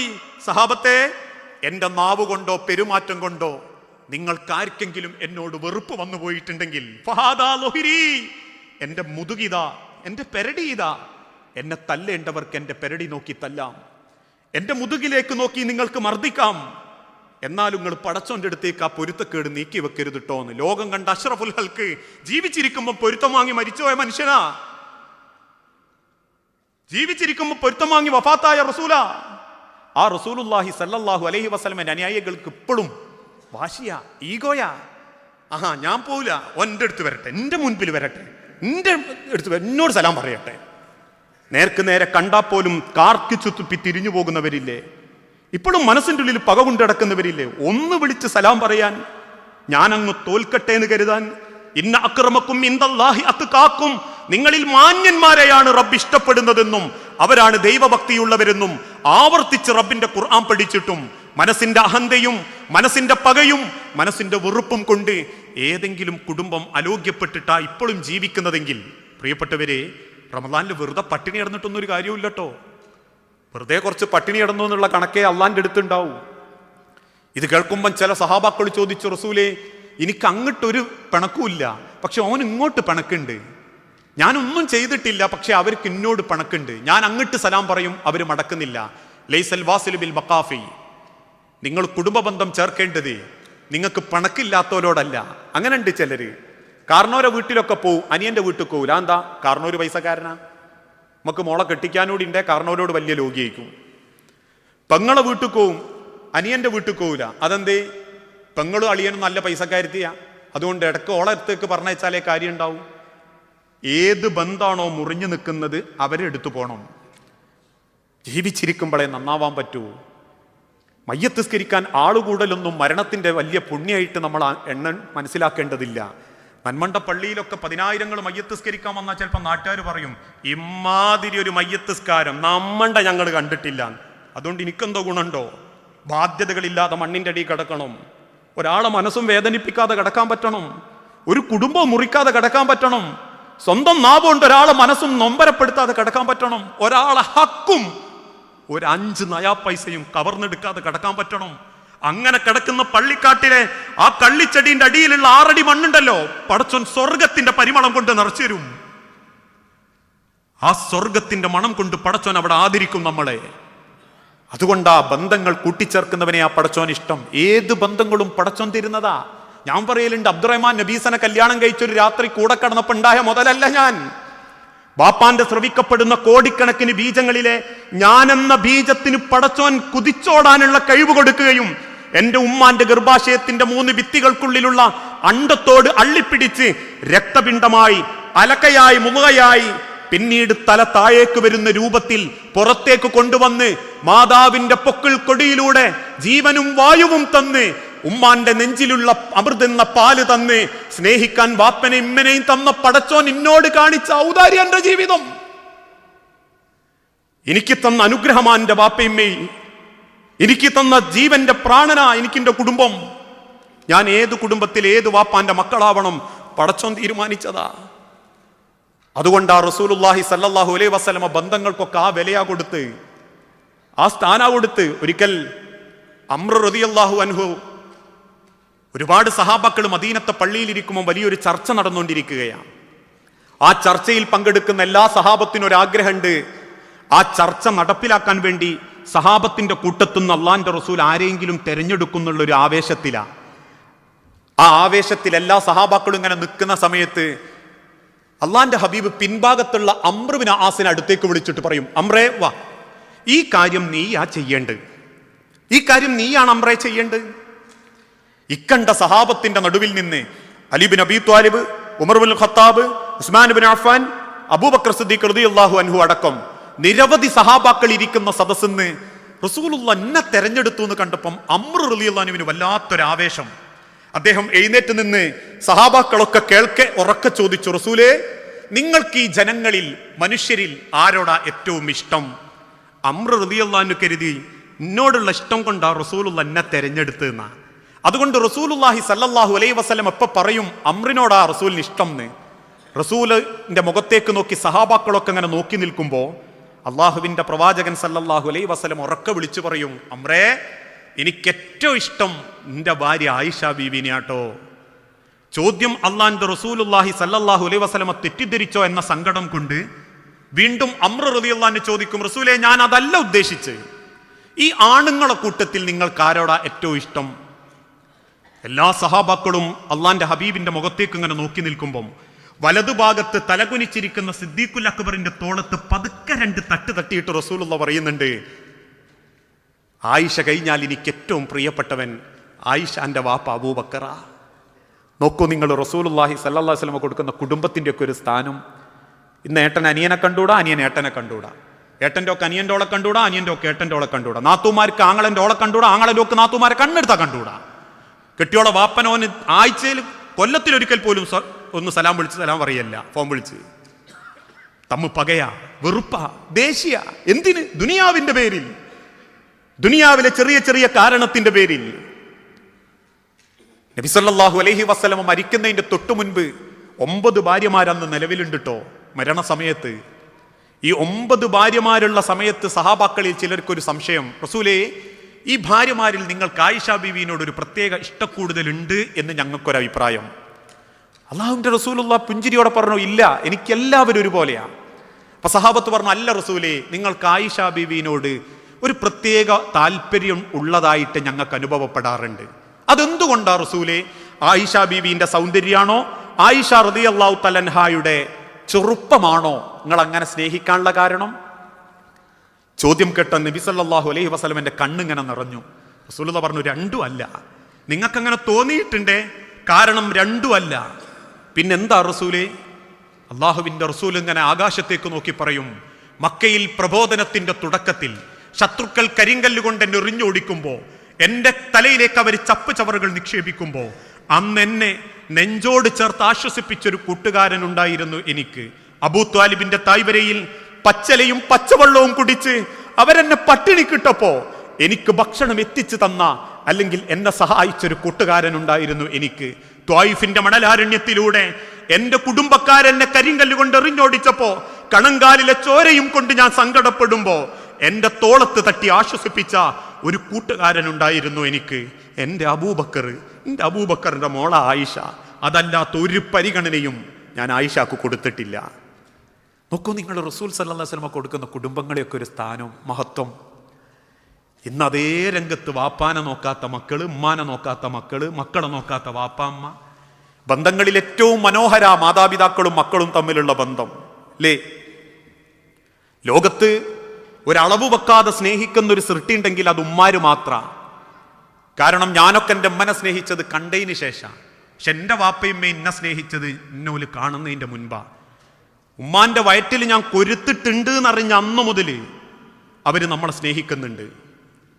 ആ മാതാപിതാക്കളെ ജീവനിലേക്ക് ചേർത്ത് നിർത്തി ആശ്വാസവാക്കുകൾ കൊടുത്ത് സംരക്ഷിക്കാൻ പറ്റിയിട്ടില്ലേ? പിന്നെ നമ്മൾ എത്ര വലിയ കൊട്ടാരത്തിൽ എത്ര രാജകീയ ജീവിതം ആസ്വദിച്ചാലും നെഞ്ചിൻ്റെ ഉള്ളിലുള്ള ആ വേദന പടച്ചോൻ ആളിക്കത്തിക്കുന്നൊരു ദിവസം വരാനുണ്ട്. സ്വന്തം മക്കളിലൂടെ അവഗണനയും ആട്ടും തുപ്പമേൽക്കുന്നൊരു ദിവസം വരാനുണ്ട്. അത് പടച്ചോൻ ദുനിയാവ് തരും എന്ന് പറഞ്ഞൊരു വാക്കാ. ദുനിയാവിൽ പടച്ചോൻ കണക്ക് നോക്കുന്നു പറഞ്ഞൊരു ശിക്ഷയാണത്. ഉഖൂഖൽ ഉമ്മഹാത്ത്, സ്വന്തം മാതാപിതാക്കളെ സങ്കടപ്പെടുത്തുക എന്നുള്ളത്. ഇന്ന് പറയാറുണ്ട്, എന്ത്? ജീവനില്ലാത്ത, കരളില്ലാത്ത, ശരീരത്തിന്റെ അവയവങ്ങളില്ലാത്ത, ഉള്ളിലൊന്നുമില്ലാത്ത പാവക്കൾക്ക് പോലും ദിർഹമുകളാ വില. ആ ദിർഹമുകൾ വിലയുള്ള പാവകളുടെ വില പോലും ഒരു ഉമ്മാക്ക് കൊടുക്കാത്ത മക്കളുണ്ട്, ഒരു വാപ്പാക്ക് കൊടുക്കാത്ത മക്കളുണ്ട്. എന്നിട്ടും മനസ്സറിഞ്ഞ് മക്കളെ ശപിക്കാൻ പറ്റാതെ നെഞ്ചിൻ്റെ ഉള്ളിൽ മക്കൾക്ക് വേണ്ടി പ്രാർത്ഥനയുമായി കഴിഞ്ഞുകൂടുന്ന വാപ്പയുമ്മയും.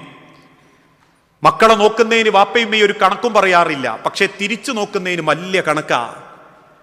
അനിയൻ 3 മാസം കൊണ്ടുപോയിക്കേ, 3 മാസം നമ്മൾ കൊണ്ടുപോകും. പെങ്ങൾ കൊണ്ടുപോയിട്ടുണ്ടേ, നമ്മൾ കൊണ്ടുപോകും. ഇതൊക്കെയാ കണക്ക്. ഞാൻ നോക്കാൻ പടച്ചോൻ എനിക്ക് തന്ന ഒരു അനുഗ്രഹമാണല്ലോ എന്നല്ല ചിന്തിക്കുന്നത്. ഞാൻ പറയലുണ്ട്, സൗദി അറേബ്യയിലുള്ള ഒരു കേസിന്റെ വാട്സപ്പ് സന്ദേശങ്ങളൊക്കെ വായിച്ചിട്ടുണ്ടാകും. ജ്യേഷ്ഠന്റെ വീട്ടിൽ അനിയന്റെ വീട്ടിൽ വാപ്പ താമസിക്കുമ്പോൾ വാപ്പനെ നോക്കാൻ കിട്ടാൻ വേണ്ടി ജ്യേഷ്ഠൻ കേസ് കൊടുക്കുക. അവസാനം കോടതി വിധി വന്നു, ജ്യേഷ്ഠന്റെ കൂടെ വാപ്പാനെ പറഞ്ഞയക്കണമെന്ന്. കോടതി വരാന്തയിൽ നിന്ന് വാപ്പന്റെ കൈ പിടിച്ച് ആശ്വാസത്തോടെ സമാധാനത്തോടെ ഏട്ടൻ വാപ്പാന്റെ കയ്യും പിടിച്ചിറങ്ങിപ്പോകുമ്പം അനിയൻ ജ്യേഷ്ഠന്റെ മുഖത്ത് നോക്കി പറഞ്ഞു, കാക്കേ നിന്റെ സ്വർഗാട്ടോ കൊണ്ടുപോകുന്നത് എന്ന്. കേരളത്തിലെ 150 വാട്സപ്പ് ഗ്രൂപ്പുകളിൽ അത് ഓടിയിട്ടുണ്ട്. നമ്മൾ ഓരോരുത്തരും അയച്ചിട്ടുണ്ട് ഓരോ ഗ്രൂപ്പിലും. പക്ഷെ സ്വന്തം വാപ്പാനെ ഒന്ന് കണ്ടിട്ടുണ്ടോ? ഓരോ 10 മിനിറ്റ് സംസാരിച്ച് നോക്കിയിട്ടുണ്ടോ? ചില വാപ്പാര് പറയലുണ്ട്, സ്നേഹം കുറഞ്ഞതിനല്ല ഉസ്താദേ, സ്നേഹം കിട്ടാത്തതിനല്ല ഉസ്താദേ ബേജാറ്, ഉള്ള സ്നേഹം കുറഞ്ഞു തുടങ്ങിയോ എന്നൊരു തോന്നല്. വിളിയുമില്ല, തെളിയുമില്ല, വർത്താനവും ഇല്ല, ചോദ്യവും ഇല്ല. നമുക്ക് ബാക്കിയെല്ലാം നാട്ടിലെ കഥകളെ പറ്റി അറിയാം. ഞാൻ ഈ ചെറിയ മക്കളോടൊക്കെ ക്ലാസ് എടുക്കുമ്പോൾ ആദ്യം ചോദിക്കലതാ, മെസ്സി ഏത് ക്ലബിലാപ്പോ? സൗദീൻ്റെ ക്ലബിൽ. റൊണാൾഡോ ഏത് ക്ലബിലാ? ഇന്ന ക്ലബിൽ. എത്ര കോടിക്കാ? ഇത്ര കോടിക്ക്. കേരളത്തിൽ ഇപ്പൊ ലേറ്റസ്റ്റ് മോഡൽ ഏറ്റവും ഭംഗിയിൽ ഓടിക്കൊണ്ടിരിക്കുന്ന സിനിമ ഏതാ? ഇത്. നിങ്ങളെ വാപ്പ സ്ഥിരം കാണിക്കുന്ന ഡോക്ടർ ഏതാ? വാപ്പക്ക് എന്ത് സൂക്കേടാന്നാ ഡോക്ടർ പറഞ്ഞ്? മരിച്ചടക്കുന്ന വാപ്പാനെ നോക്കിയിട്ട് മോൻ കരയുമ്പോൾ മോനോട് ഡോക്ടർ ചോദിച്ചു എന്നാ. ഞാൻ പറഞ്ഞിട്ടുണ്ടല്ലോ ഉമ്മനോട്, മക്കളെ വിവരം അറിയിക്കണം, ചികിത്സ തുടങ്ങിയാലേ പിടിച്ചെടുക്കാൻ പറ്റൂന്ന്. അതിനമ്മ തിരിച്ചു പറഞ്ഞത്, നമ്മളെ കാര്യം ചോദിക്കാൻ പോലും ഓൾക്ക് നേരല്ല, പൊരണ്ടാക്കുന്നതിന്റെ കഥയാ പറയാനുള്ളത്. അവിടെ മെറ്റലിറക്കിയോ? ഇത് ഒരു ഉമ്മ പറഞ്ഞ സത്യ. അവിടെ സിമെന്റ് ഇറക്കിയിരുന്നോ? ഇവിടെ നോക്കിയിരുന്നോ? ഓൻ വന്ന് നോക്കിയിരുന്നോ? ഓൻ പോയി നോക്കിയിരുന്നോ? ഇല്ലാത്ത ആരോഗ്യം വെച്ച് വാപ്പ ചെന്ന് നോക്കിയിട്ടുണ്ട്. അവസാനം വാപ്പ പറഞ്ഞത്, ഓന്റെ സിമെന്റിന്റെയും കമ്പിന്റെയും ഒക്കെ കണക്ക് വെക്കുന്നതിന്റെ ഇടക്ക് എനിക്കും കൂടി കുറച്ച് പൈസ ചെലവാക്കണം എന്ന് പറയാൻ എനിക്ക് തോന്നിയില്ല. അങ്ങനെയൊക്കെ ഉണ്ടാക്കിയിട്ട് എന്ത് നേട്ടം ഉണ്ടാവാനാ? ഞാൻ പറയുന്നത് നല്ല നിലക്ക് മക്കളെ നോക്കിയ വാപ്പന്റെയും ഉമ്മന്റെയും കഥയാ. ഇങ്ങനെ എത്ര കുടുംബങ്ങൾ സങ്കടപ്പെട്ട് ജീവിക്കുന്നുണ്ട്. ഞാനിത് പറയുമ്പോൾ ചിലരിനോട് ചോദിക്കലുണ്ട്, നിങ്ങൾ ഇതൊക്കെ എവിടുന്നാ പറയണെന്ന്. ഈ വാപ്പനെയും ഇമ്മനെയൊക്കെ പറയുന്നത് കൊണ്ടാവാം ചില വാപ്പാരുമാരും എന്നെയാ വിളിക്കുക, ഫോൺ വിളിക്കുക. ഞാൻ ഇങ്ങോട്ട് കയറുന്നതിന്റെ തൊട്ട് മിനിറ്റുകൾക്ക് മുൻപ് ഒരു ഉമ്മ എന്നെ വിളിച്ച് പറഞ്ഞിട്ടുണ്ട്, 3 മക്കളുണ്ട്, ഞാൻ അവരെ ഒഴിവാക്കിയതല്ല, അവരെന്നെ ഒഴിവാക്കിയതാ, എനിക്ക് അവരൊന്നും തരണ്ട ഉസ്താദേ, ആ പേരക്കുട്ടികളെങ്കിലും കൊല്ലത്തിൽ ഒരിക്കലെങ്കിലും കാണാനൊന്ന് പറ്റിയാൽ മതിയായിരുന്നു. അതൊക്കെ ഒരു സ്വപ്ന.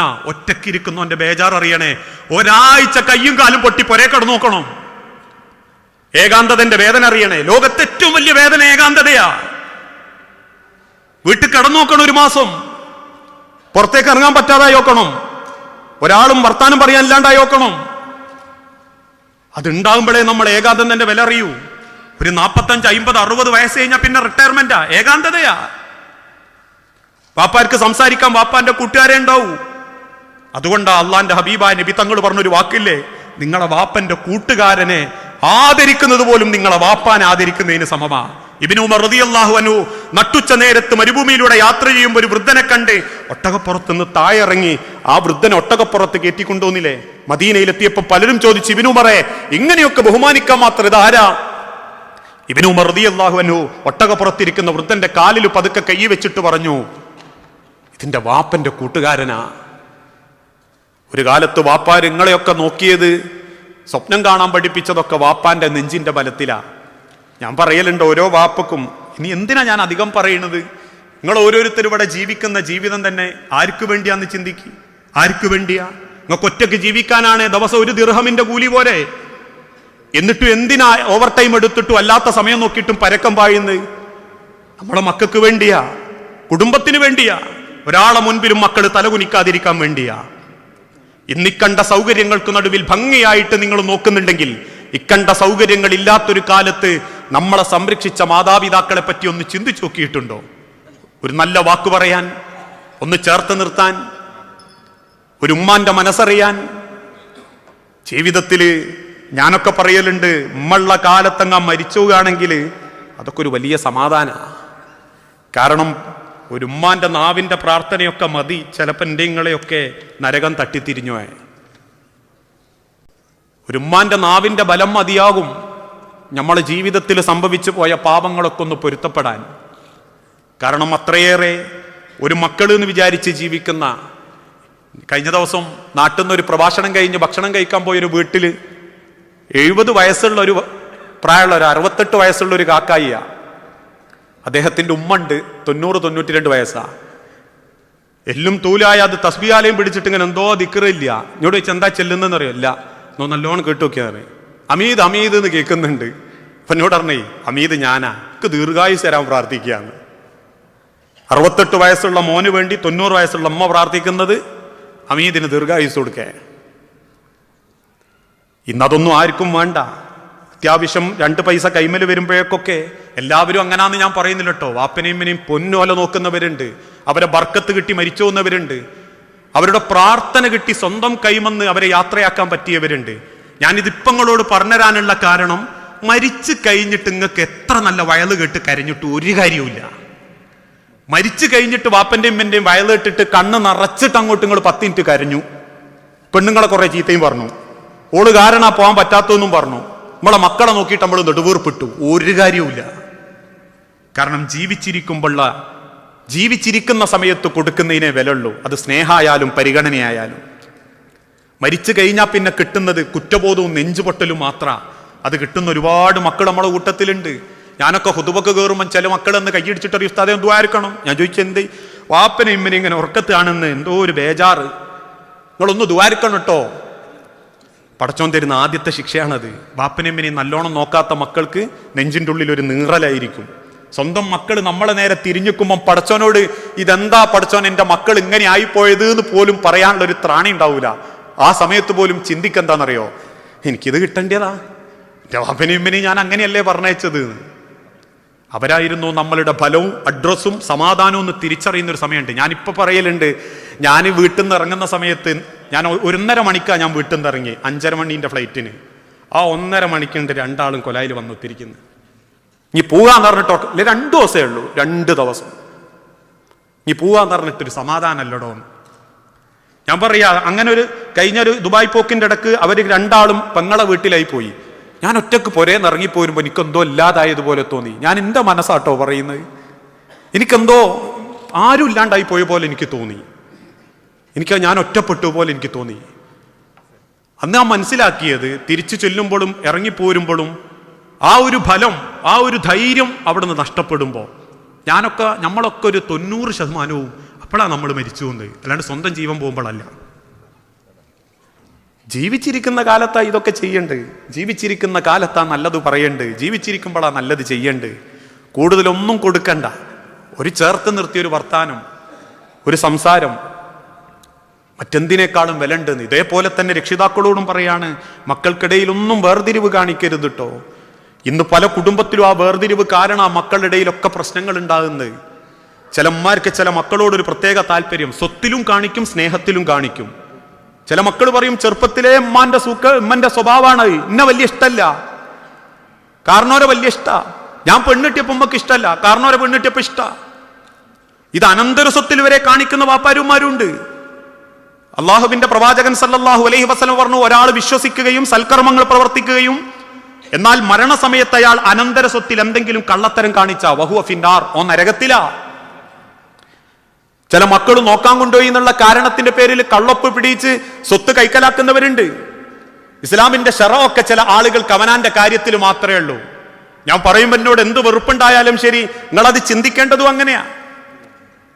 ലാ വസിയത്ത ലിമൻ ലാ വാരിസ ലഹു, അനന്തരെടുക്കുന്ന മക്കൾക്ക് വസിയത്തില്ല. ഏതെങ്കിലും വാപ്പ മക്കൾക്ക് വസിയത്ത് എഴുതിയേക്കുന്നുണ്ടോ, ബാക്കിയുള്ള മക്കൾ അറിയണം. നോക്കിയതിന്റെ കൂലിയായിട്ടാണ് നിങ്ങൾ ഉമ്മാനെ കൂട്ടിക്കൊണ്ടുപോയി ഉമ്മാന്റെ അത്തും പിത്തിലും കയ്യൊപ്പിടുന്നതെങ്കിൽ, ഉമ്മാന്റെ വിരളയാളം വെക്കുന്നതെങ്കിൽ, ഉമ്മാനെ നോക്കിയ കൂലി എനിക്ക് ദുനിയാവ് കിട്ടിക്കുകയും ആഖിറത്തിൽ ഉണ്ടാവില്ല. അതുകൊണ്ട് തന്നെ മക്കളുടെ കാര്യത്തിൽ രക്ഷിതാക്കളും ശ്രദ്ധിക്കണം, സൂക്ഷിക്കണം. അനന്തര സ്വത്തിന്റെ രംഗത്ത് ആ രീതിയിൽ തന്നെ മക്കളോട് വേർതിരിവ് കാണിക്കാതെ ജീവിക്കാൻ മാതാപിതാക്കൾക്കും പറ്റണം, മക്കളോടും മക്കളോടും ഒക്കെ തന്നെ. എങ്കിലേ നമ്മൾ അർഹിച്ച പരിഗണനയും സ്നേഹവും മക്കളെ നിന്ന് കിട്ടൂ. സ്നേഹം കൊടുത്താലേ കിട്ടൂ. അല്ലാണ്ട് സ്നേഹം വെറുതെ ദുനിയാവിൽ കൊടുക്കാണ്ട് എനിക്ക് കിട്ടണമെന്ന് വാശി പിടിക്കാൻ ഒരു ഉമ്മാക്കും വാപ്പാക്കോ അവകാശമല്ല. അത് കൊടുത്തു നോക്കൂ, പടച്ചോൻ ഏതെങ്കിലും നിലക്ക് നമുക്കത് തിരിച്ചു തരും.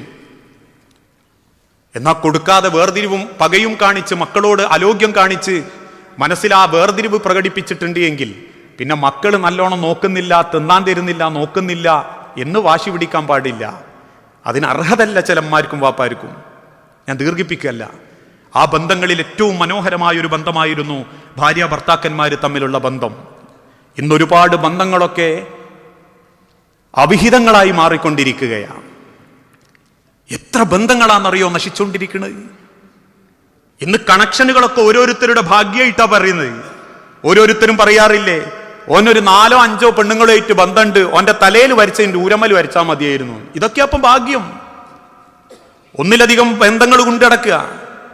അഭിനയങ്ങളുടെ ലോകത്താ മനുഷ്യൻ ജീവിക്കുന്നത്. ദാമ്പത്യ കുടുംബരംഗത്ത് ഒരു പെണ്ണിനെ പടച്ചോന്റെ കൈ പിടിച്ച് രക്ഷിതാവിന്റെ കൈ പിടിച്ച് പടച്ചോനെ സാക്ഷിയാക്കി കൂട്ടിക്കൊണ്ടുവരുന്നത് എന്തിനാണെന്നറിയോ? ആ പെണ്ണിനെ സ്വർഗത്തിലെത്തിക്കാനാ, ആ ആണിനെ സമാധാനത്തിൽ സ്വർഗത്തിലെത്തിക്കാനാ. ഒരു വാപ്പ കൈ പിടിച്ചിട്ട് പറയാ അഴിച്ചു മാറ്റാനാവാത്ത ആത്മബന്ധത്തിന്റെ ബന്ധം നിനക്ക് ഞാൻ തന്നിരിക്കുന്നു. 21-22 കൊല്ലം പരുന്തിനും പാറ്റക്കും കൊടുക്കാതെ ഞാൻ കരട് പോലെ വളർത്തിക്കൊണ്ടുവന്ന എന്റെ മോളെ ഒരൊറ്റ കാഴ്ചന്റെ പേരിൽ നിന്നെ സമാധാനം കിട്ടും, നീ നോക്കും, നീ എന്റെ മകളെ പരിഗണിക്കുമെന്ന വിശ്വാസത്തിൽ ഒരു വാപ്പാന്റെ നെഞ്ചിന്റെ പെടച്ചിനും ഒരു ഉമ്മാന്റെ കൽബിന്റെ പ്രാർത്ഥനയോടും കൂടി എന്റെ കൈമക്കേൽപ്പിച്ചെന്നതാ. അല്ലാണ്ട് ചില്ലറ ഏതെങ്കിലും ഒരു തമാശക്ക് കൂട്ടിക്കൊണ്ടോന്നൊന്നുമല്ല. ആ സമയത്ത് ഈ പറയുന്നുണ്ടല്ലോ, കബിൽത്തു, നിങ്ങൾ പറഞ്ഞതൊക്കെ ഞാൻ അംഗീകരിച്ചു. നിങ്ങളെ മോളെ കണ്ണു നിറയൂല, നിങ്ങളെ മോളെ വിശക്കൂല, നിങ്ങളെ മോളെ പട്ടിണി കിടക്കൂല, നിങ്ങളെ മോള് ഉടുക്കാണ്ട് എടുക്കൂല. ഞാൻ ധരിച്ചിട്ടുണ്ടോ അവളെ ധരിപ്പിക്കും, ഞാൻ കഴിച്ചിട്ടുണ്ടോ അവളെ കഴിപ്പിക്കും, ഞാൻ എന്റെ മനസ്സമാധാനം ആഗ്രഹിക്കുന്നുണ്ടോ അവളെ മനസ്സമാധാനവും ഞാൻ ആഗ്രഹിക്കും. ഇന്നൊരു നല്ല വാക്ക് കിട്ടാത്ത എത്ര ഭാര്യമാരുണ്ട്, ഒരു പരിഗണന കിട്ടാത്തവര്, എന്തിന് ഭാര്യ പറയുന്നത് തികച്ച് കേൾക്കാൻ പോലും നേരല്ലാത്തവര്. അള്ളാന്റെ സിംഹാസനത്തോട് ചേർത്ത് നിർത്തി പടച്ചോൻ കൂട്ടിപ്പിടിച്ചു തന്ന ആ മനോഹരമായ ബന്ധത്തെ, ദുനിയാവിൽ ഏറ്റവും മനോഹരം എന്തിനാണെന്നറിയോ? സ്നേഹത്തോടെ ജീവിക്കുന്ന ദാമ്പത്യ ജീവിതത്തിനാ. അതിന് പകരം തരാൻ ഒരു അവിഹിതത്തിനും സാധിക്കൂല, അതിന് പകരം തരാൻ ലോകത്തൊരു ലൈംഗിക ബന്ധത്തിനും സാധിക്കൂല.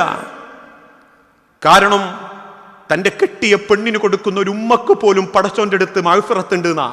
സഹാബത്ത് ചോദിച്ചു, റസൂലേ, സ്വന്തം പെണ്ണുങ്ങൾക്ക് ഉമ്മ കൊടുത്താ കൂലിയോ?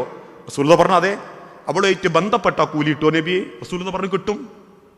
സഹാബത്ത് വെച്ച്, നബിയെ, അതൊക്കെ ഞങ്ങളെ ശരീരത്തിന്റെ ആവശ്യങ്ങളല്ലേ? അള്ളാന്റെ ഹബീബ് പുഞ്ചിരിയോടെ ചോദിച്ചു, എന്റെ ശരീരത്തിന്റെ ആവശ്യം മറ്റൊരു പെണ്ണിന്റെ അടുത്ത് തീർത്താൻ എനിക്ക് കുറ്റുണ്ടോ? ഉണ്ട്. എങ്കിൽ എന്റെ പെണ്ണിനത് കൊടുത്താൻ എനിക്ക് കൂലിയുണ്ട്. എന്റെ പെണ്ണിന്റെ പരം കൊഞ്ചിയാൻ എനിക്ക് കൂലിയുണ്ട്. എന്റെ പെണ്ണിനൊരു ഇമോജി ലൗച്ചിൻ അയച്ചാൻ എനിക്ക് കൂലിയുണ്ട്. അവളെ മനസ്സിങ്ങി സമാധാനിപ്പിക്കുന്നുണ്ടെങ്കിൽ, നശിച്ചു പോകാനുള്ള ചുറ്റുപാടിൽ നിന്നും എന്റെ കരുതലും സ്നേഹവും കൊണ്ട് അവൾ പിടിച്ചു നിൽക്കുന്നുണ്ടെങ്കിൽ, എന്റെ കുടുംബത്തെയും എന്റെ മക്കളെയും അവൾ പ്രാണനെ പോലെ ചേർത്ത് പിടിച്ചു കൊണ്ടടക്കുന്നുണ്ടെങ്കിൽ, പകലന്തിയോളം കണക്ക് പറയാതെ ഒരു കുടുംബത്തിന്റെ ഭാരം അവൾ വഹിക്കുന്നുണ്ടെങ്കിൽ, ആ പെണ്ണിന്റെ മനസ്സ് സന്തോഷിപ്പിക്കുക എന്നുള്ളത് പടച്ചോൻ എന്നെ ഏൽപ്പിച്ചെന്നതാ. കാരണം പടച്ചോന്റെ അടുത്തു നിന്നും കിട്ടാത്ത ചില സന്തോഷങ്ങൾ എൻ്റെ അടുത്തു നിന്ന് കിട്ടാണ്ട്, അത് ഈ എന്നെ കൊടുക്കണം. അതെൻ്റെ അടുത്തു നിന്ന് കിട്ടാണ്ടാവുമ്പോഴാണ് ഒരു ഹായും കൂയും കാണുമ്പോഴേക്കും ചില പെണ്ണുങ്ങളെയൊക്കെ മനസ്സ് പെടഞ്ഞു വന്നത്. പണിയും കൂലിയും ഇല്ലാത്തവൻ അതങ്ങോട്ട് പ്രകടിപ്പിക്കുകയും ചെയ്യും. ഓൻ്റെ ആവശ്യം കഴിഞ്ഞാൽ പിന്നീട് നിത്യ ദുഃഖത്തിലേക്ക് പല കുടുംബങ്ങളും തള്ളിവിട്ടപ്പെടുകയും ചെയ്യും. ഖിയാറുക്കും അഹ്സനുക്കും ലിനിസായിക്കും, ആണുങ്ങളിൽ ഏറ്റവും നല്ലവനാരാ? അവനവന്റെ കെട്ടിയ പെണ്ണിനോട് ഏറ്റവും മര്യാദക്ക് പെരുമാറുന്നവൻ, ഏറ്റവും സന്തോഷത്തോടെ പെരുമാറുന്നവൻ. ഒരു പെണ്ണിനോടുള്ള കടമ എന്താണെന്നറിയോ? ആ പെണ്ണിനെ നിങ്ങൾ പരിഗണിക്കണം, മനസ്സിലാക്കണം. ആ പെണ്ണിന്റെ സ്വപ്നങ്ങൾക്ക് നിറം കൊടുക്കണം. അവൾ എൻ്റെ വിശ്വാസത്തിൽ എന്നെ വിശ്വസിച്ചിറങ്ങിപ്പോന്നോളാണെങ്കിൽ അവളോട് നീ ഏറ്റവും മര്യാദയോടെ പെരുമാറണം. ഞാൻ പറയലുണ്ട്, ചിലപ്പോൾ ചെറിയ ചെറിയ ആഗ്രഹങ്ങളൊക്കെ പെണ്ണുങ്ങൾക്ക് ഉണ്ടാവും. അവളില്ലാത്തോ നിങ്ങൾ ചിന്തിച്ചു നോക്കൂ. അവളില്ലാണ്ടായി പോകുന്നത്. നാട്ടിന്നോട് പറയാണ്, എനിക്കിങ്ങനെ ശ്വാസം അയക്കുമ്പോൾ ഭാര്യൻ്റെ ഉള്ളുന്നൊരു വേദന ഉണ്ട്. ഞാനിപ്പോൾ ഇങ്ങോട്ട് വരുന്നതിൻ്റെ ഒരു 4 ദിവസം മുൻപ് കടവത്തൂർ ഒരു മരണമുണ്ട്. ഈ കടവത്തൂരുള്ള ആരെങ്കിലും ഉണ്ടെങ്കിൽ നിങ്ങൾക്ക് അറിയാൻ പറ്റും. മൊയ്തുമാശമോളം പ്രസവിച്ച് ഇരട്ടക്കുട്ടികൾക്ക് ജന്മം കൊടുത്തതിൻ്റെ മണിക്കൂർ കഴിയുമ്പോഴേക്കും ആ പെണ്ണ് മരിച്ചുപോയി. 8 മാസം പ്രായമായ 2 മക്കൾ ഇപ്പോഴും ICUലുണ്ട്. 8 മാസം പ്രസവിച്ചിട്ടേ ഉള്ളൂ. ആ ഉമ്മ മരിച്ചുപോയി. 3 വയസ്സായ ഒരു പെൺകുട്ടിയുണ്ട്, അതിൻ്റെ മേലെ വേറൊരു കുട്ടിയുണ്ട്. ആ 3 വയസ്സുള്ള പെൺകുട്ടീനെ ഒക്കത്തും 2 മക്കളെ മിംസിലെ ICUലും മൂത്ത് വല്യാപ്പാൻ്റെ തോളത്തും ആ വീട്ടിലേക്ക് കയറി ചെന്നപ്പോണ്ടല്ലോ, ഞാൻ നെഞ്ചു തൊട്ടിട്ട് പറഞ്ഞിട്ടുണ്ട്, പഠിച്ചോനെ എൻ്റെ മക്കളൊക്കെ ഒരു നല്ല നിലക്കെത്തിയിട്ട് എങ്ങി എൻ്റെ ഓളെ പോലും കൊണ്ടുപോകാവുന്നു, എന്നെയല്ല എൻ്റെ ഓളെങ്ങി കൊണ്ടുപോകാവുന്നു. അവളില്ലാണ്ടായി നോക്കണം, നമ്മളതിൻ്റെ വിലയും മഹത്വമൊക്കെ അറിയണേ. ജീവിച്ചിരിക്കുന്ന കാലത്ത് ഇതൊന്നും ചെയ്യാതെ ഞാൻ അതേപോലെ പറയാറുണ്ട്. ചിലപ്പോൾ ഷാദുലി പള്ളിയിൽ ഹുത്തുബക്ക് കയറുമ്പം ചില പ്രായമുള്ള വാപ്പാർ വന്നിട്ട് ഇങ്ങനെ കൈയടിച്ചിട്ട് പറയും, പെണ്ണുങ്ങൾ മരിച്ചു ഏതാ, ഓളുള്ളപ്പോൾ അതിൻ്റെ വില അറിഞ്ഞില്ല, ഇപ്പോഴാ അറിയണത്, നിങ്ങളൊന്ന് ദ്വാരക്കണം കേട്ടോ. ആദ്യത്തെ പെണ്ണിനോളം വരൂല, പിന്നെ ഏതിനെ കൂട്ടിക്കൊണ്ടുവന്നാലും. ആദ്യം തൊട്ട പെണ്ണിനോളം അനുഭവിക്കൂല മറ്റൊരു പെണ്ണിനെ. അതുകൊണ്ട് തന്നെ ആ ജീവിച്ചിരിക്കുന്ന കാലത്ത് ആ ബന്ധങ്ങളെ മനോഹരമാക്കാൻ നമുക്ക് സാധിക്കണം. ദുനിയാവിൽ പടച്ചോൻ ചോദ്യം ചോദിക്കുന്ന ഒരു ചോദ്യമാണ്, അവളെ വയറു വിശന്ന ചോദ്യം എൻ്റെ നേരെ വരും. അവളെ ശരീരത്തിലേക്ക് ഒരു നല്ല വസ്ത്രം വന്നിട്ടില്ലേ, ചോദ്യം എൻ്റെ നേരെ വരും. അവളെ മനസ്സൊരു മിനിറ്റെങ്കിലും കിടന്ന് പെടഞ്ഞ ചോദ്യം എൻ്റെ നേരെ വരും. അതുകൊണ്ട് ആ 4 മാസത്തിൽ കൂടുതൽ പിരിഞ്ഞിരിക്കരുത്. അതിപ്പോൾ ഞാൻ നിങ്ങളോട് പറഞ്ഞാൽ നിങ്ങൾക്ക് വിഷമാവും. ഇനി പിരിഞ്ഞിരുന്നില്ലെങ്കിൽ ഒരു പെണ്ണിന് സഹിക്കാൻ പറ്റും പിരിഞ്ഞാലും, എന്നാലും ഒരു നല്ല വാക്ക് ഒന്ന് ചേർത്ത് നിർത്തൽ, ഒരു 5 മിനിറ്റ് സമയം മനസ്സ് തുറന്നിട്ടുള്ളൊരു വർത്താനം, ആ ബന്ധങ്ങളൊക്കെ ഒന്ന് ചേർത്ത് പിടിക്കാൻ സമയം കണ്ടെത്തണം. വെറും മുതലുണ്ടാക്കി പൈസ ഉണ്ടാക്കി പരക്കം പാഞ്ഞ് അവസാനം ജീവിച്ചിരിക്കുമ്പം പറയും, വയസ്സാം കാലത്ത് നാട്ടിലെത്തി ഒരുമിച്ച് ജീവിക്കുമ്പോൾ മുതലൊക്കെ ഉണ്ട്, ജീവിച്ചിട്ടില്ല. 18 കൊല്ലം കല്യാണം കഴിച്ചിട്ടും 1 കൊല്ലം തികച്ച് ഞങ്ങൾ കൂടെ നിന്നിട്ടില്ല. ഇനി 1 കൊല്ലം നിന്നെങ്കിൽ പോലും 1 മാസമെങ്കിലും സന്തോഷത്തോടു കൂടി എൻ്റെ കൂടെ ജീവിച്ചിട്ടില്ല എന്ന് പറയുന്നൊരു ഭർത്താവാകരുത് നമ്മൾ. ഇനി നമ്മളെ ഭാര്യ നമ്മൾ വിചാരിച്ചതുപോലെ ആയില്ലേ, തർക്കുത്തരം പറയുന്ന പെണ്ണാണോ, വെറുപ്പിക്കുന്ന പെണ്ണാണോ, അത് പടച്ചൊങ്ങൾക്ക് അവളിലൂടെ തന്നൊരു പരീക്ഷണമെന്ന് കരുതിയാൽ മതി. ഉമർ ബിൻ ഖത്താബ് റളിയല്ലാഹു അൻഹുവിനെ കുറ്റം പറയുന്ന പെണ്ണിൻ്റെ മുഖത്തേക്കൊക്കെ ഉമർ ഇങ്ങനെ ചിരിക്കുക. കയറി വന്ന സഹാബി ചോദിച്ചു, നബി ഉമറെ ഞാനിതേ പരാതി പറയാമെന്ന് ഞങ്ങളെന്താ ചിരിക്കണത് എന്നിട്ട്? ഉമർ റളിയല്ലാഹു അൻഹു പറഞ്ഞു, എൻ്റെ പെണ്ണിൽ എന്ത് കുറ്റമുണ്ട് എന്നല്ലെങ്കിൽ നോക്കണ്ട്, അവളെ കൊണ്ട് എനിക്ക് എന്ത് ഗുണമുണ്ടായി. അവളിലുള്ള കുറ്റം അത് പടച്ചോൻ അവൾക്ക് കൊടുത്തൊരു പരീക്ഷണ, അത് അവൾ അനുഭവിക്കും. അത് അവളുടെ സ്വഭാവം അങ്ങനെയായിപ്പോയി. അല്ലാണ്ട് അവൾ അങ്ങനെ ആയതുകൊണ്ട് ഓളെ ഞാൻ പാഠം പഠിപ്പിക്കാൻ വേറെ 2 ബന്ധം തുടങ്ങട്ടെ എന്ന് ചിന്തിച്ചാൽ നാളെ പരലോകത്തോളേക്കാളും അവളേക്കാളും മോശമായിരിക്കും. ഇപ്പം അങ്ങനെയാ, പകരത്തിന് പകരം ഓളെ പാഠം പഠിപ്പിക്കാൻ വേറെ 2 ആളേറ്റ് ബന്ധം. എന്താ എൻ്റെ പെണ്ണിൻ്റെ അടുത്ത് നിന്ന് കിട്ടേണ്ടിയൊന്നും കിട്ടുന്നില്ല, അതിനെന്താ മാർഗം? അറാമായ മാർഗം. അങ്ങനെ ചിന്തിക്കുമ്പം ആ പെണ്ണിനേക്കാളും മോശമായി. അങ്ങനെ ചിന്തിക്കണ്ട്. അവളെ എനിക്ക് തന്നൊരു പരീക്ഷണം, ആ പരീക്ഷണത്തെങ്ങി നല്ല ഭംഗിയിൽ ക്ഷമയോടെ മുന്നോട്ട് കൊണ്ടുപോവുകയും ഇനി അങ്ങ് സബൂറാക്കുകയും ചെയ്യും. അവർക്ക് അങ്ങനെ ആവാനേ പറ്റും. ഞാൻ പറയലുണ്ട്, നാട്ടിലൊക്കെ ചിലർക്കുടെ സ്വഭാവം പടച്ചോൻ അവർക്ക് കൊടുത്ത പരീക്ഷണ. നാട്ടിൽ റോഡിൻ്റെ സൈഡിൽ കുത്തിരുന്ന് നാട്ടുകാരെ പച്ചയിറച്ചി തിന്നുന്നവരുണ്ടാവും, എന്ത് നല്ലത് ചെയ്താലും നെഗറ്റീവ് കാണുന്നവരുണ്ടാവും, എന്തുണ്ടെങ്കിലും കുത്തിത്തിരിപ്പ് ഉണ്ടാക്കുന്നവരുണ്ടാകും, എന്തു പറഞ്ഞാലും എല്ലാ കാര്യത്തിനും എന്തെങ്കിലും ഒരു പോരായ്മ ചൂണ്ടി പറയുന്നവരുണ്ടാവും. ഇതെല്ലാ പുരയിലും ഉണ്ടാവും. ചില കല്യാണ പുരയിൽ നിങ്ങൾ കാണല്ലേ, ഒന്നും ചെയ്യൂലെങ്കിലും ആളായിട്ട് തൊള്ളപ്പടയിട്ട് നടക്കുന്നവരുണ്ടാവും. അത് പടച്ചോൻ ഓൽ കൊടുത്തൊരു പരീക്ഷണ. ആ സ്വഭാവം അതുപോലെ അനുഭവിച്ച് തീർക്കും. അത് മറ്റുള്ളവന്റെ പച്ചയിറച്ചി തിന്നാൽ മാത്രം ജീവിക്കാൻ കഴിവുള്ളവരുണ്ട്. ഓൽക്ക് അള്ള കൊടുത്തൊരു പരീക്ഷണാണത്. അത് തിന്ന് തന്നെ ഓല് ജീവിക്കും. അതുപോൽക്ക് ഓൽക്ക് നിൽക്കാൻ പറ്റൂ. അതുകൊണ്ട് അവനവൻ്റെ പെണ്ണുങ്ങളെയൊക്കെ ഒന്ന് ശ്രദ്ധിക്കണം.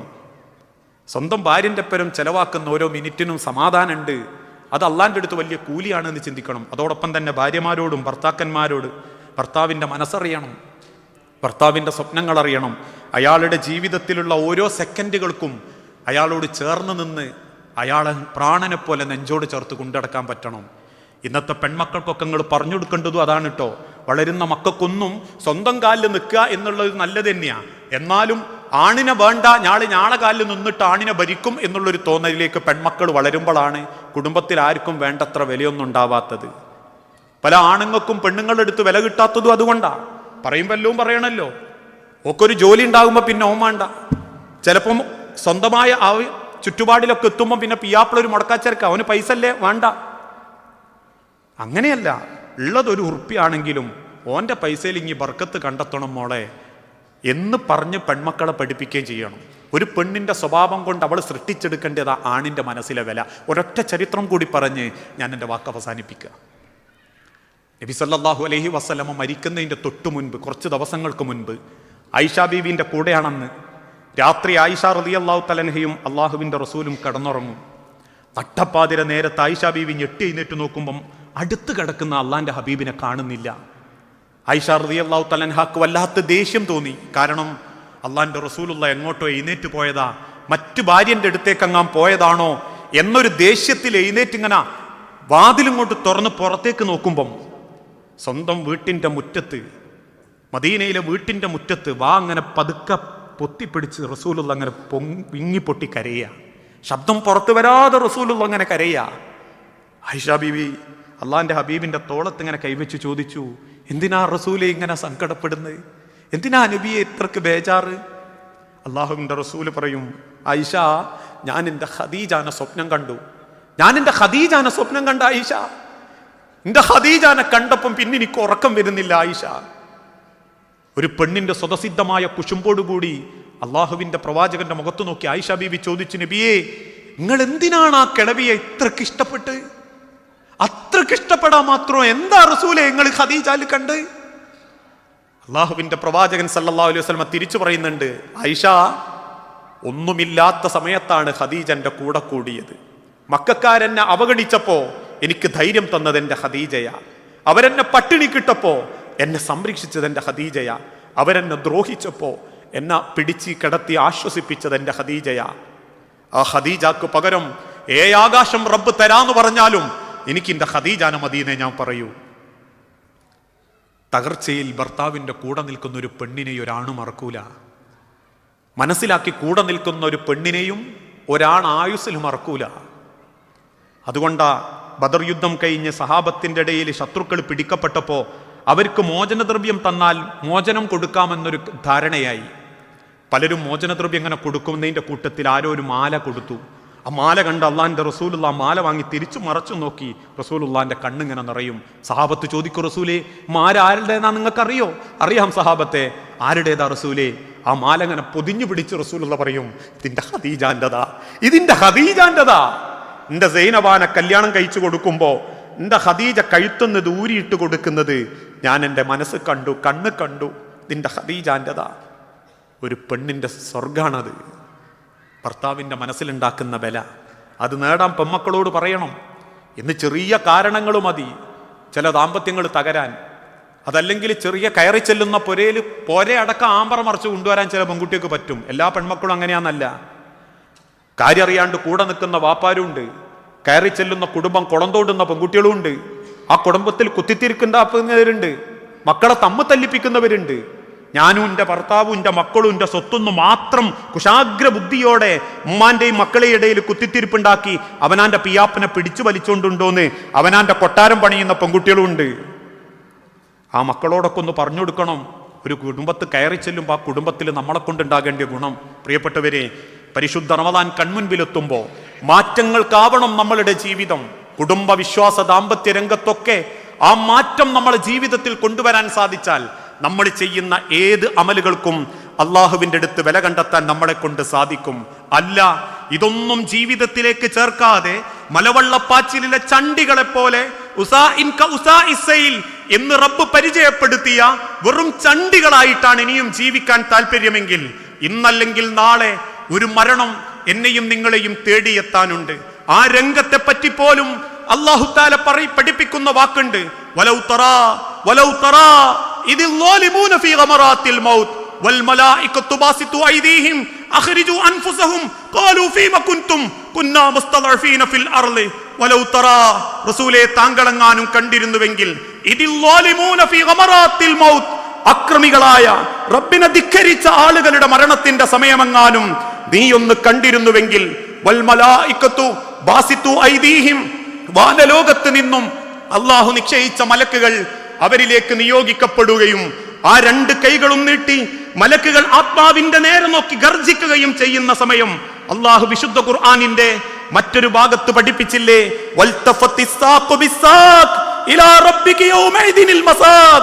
അള്ളാഹുവിന്റെ അരികിലേക്കുള്ള മടക്കമാണെന്ന് ബോധ്യപ്പെടുകയും കണങ്കാലുകളോട് കെട്ടിപ്പണഞ്ഞ് വേദനയുടെ വെപ്രാളത്തിന്റെ പൊട്ടിക്കരച്ചിലുകളുമായി ശരീരത്തിന്റെ ഉൾഭാഗത്തേക്ക് നിങ്ങൾ വലിയും. ആരുണ്ട് റബ്ബേ രക്ഷപ്പെടാൻ? എന്ന് നിങ്ങൾ പൊട്ടിക്കരയുന്ന ഒരു സമയം വരാനുണ്ട്. അന്ന് തിരിച്ചു പിടിച്ച് മടങ്ങിപ്പോകുന്ന മലക്കുകൾക്ക് മുൻപിൽ ദുർഗന്ധം പരത്തുന്ന ഒരു ആത്മാവായി അള്ളാഹുവിന്റെ അരികിലേക്ക് മടങ്ങണോ, അല്ലെങ്കിൽ വെളുത്ത സുന്ദരന്മാരായ മലക്കുകളോടൊപ്പം ഭംഗിയാർന്ന ഒരു പരവതാനിയിൽ അള്ളാഹുവിന്റെ അടുത്തേക്ക് സുഗന്ധപൂരിതമായിട്ട് മടങ്ങണോ? നമ്മൾ തീരുമാനിക്കണം. ആ തീരുമാനിക്കാനാ റമദാൻ. മൻ അദ്റക റമദാന, ഒരു റമദാനെങ്കിലും നിങ്ങൾക്ക് കിട്ടിയിട്ടും നിങ്ങളെ പാപങ്ങൾ റബ്ബിന്റെ മുൻപിൽ പറഞ്ഞു പൊരുത്തപ്പെടാൻ സാധിച്ചിട്ടില്ലെങ്കിൽ ഫമതാ, പിന്നെ എപ്പോഴാ മനുഷ്യരെ നിങ്ങൾക്കതിന് സമയം? വരാനിരിക്കുന്ന റമദാൻ മാറ്റത്തിനാവട്ടെ. അറിഞ്ഞും അറിയാതെയും ചെയ്തു പോയ പാപങ്ങൾ, മനസ്സിന്റെ കറകൾ കഴുകിക്കളഞ്ഞ് ഒരു നല്ല മനസ്സിന്റെ ഉടമയായി മനസ്സും ശരീരവും റബ്ബിലേക്ക് ഏൽപ്പിക്കാൻ, ആരെന്തൊക്കെ പറഞ്ഞാലും, ആരെന്നെ തോൽവി എന്ന് പരിഹസിച്ചാലും, എനിക്ക് ദുനിയാവിൽ എന്ത് പരീക്ഷണങ്ങൾ ഉണ്ടായാലും എന്റെ 6 അടി മണ്ണിലേക്ക് ഞാൻ എന്റെ യാത്ര ഏറ്റവും എളുപ്പമാക്കാനാണ് ഇനി എന്റെ പരിശ്രമം എന്ന് ചിന്തിച്ച് നമുക്ക് പണിയെടുക്കാനും ഈ റമദാനിനെ പുൽകാനും സാധിക്കേണ്ടതുണ്ട്. ഒരു റമദാൻ കൊണ്ട് അടുത്ത റമദാൻ വരെ എന്റെ പാപങ്ങൾ പൊറുക്കപ്പെടണം.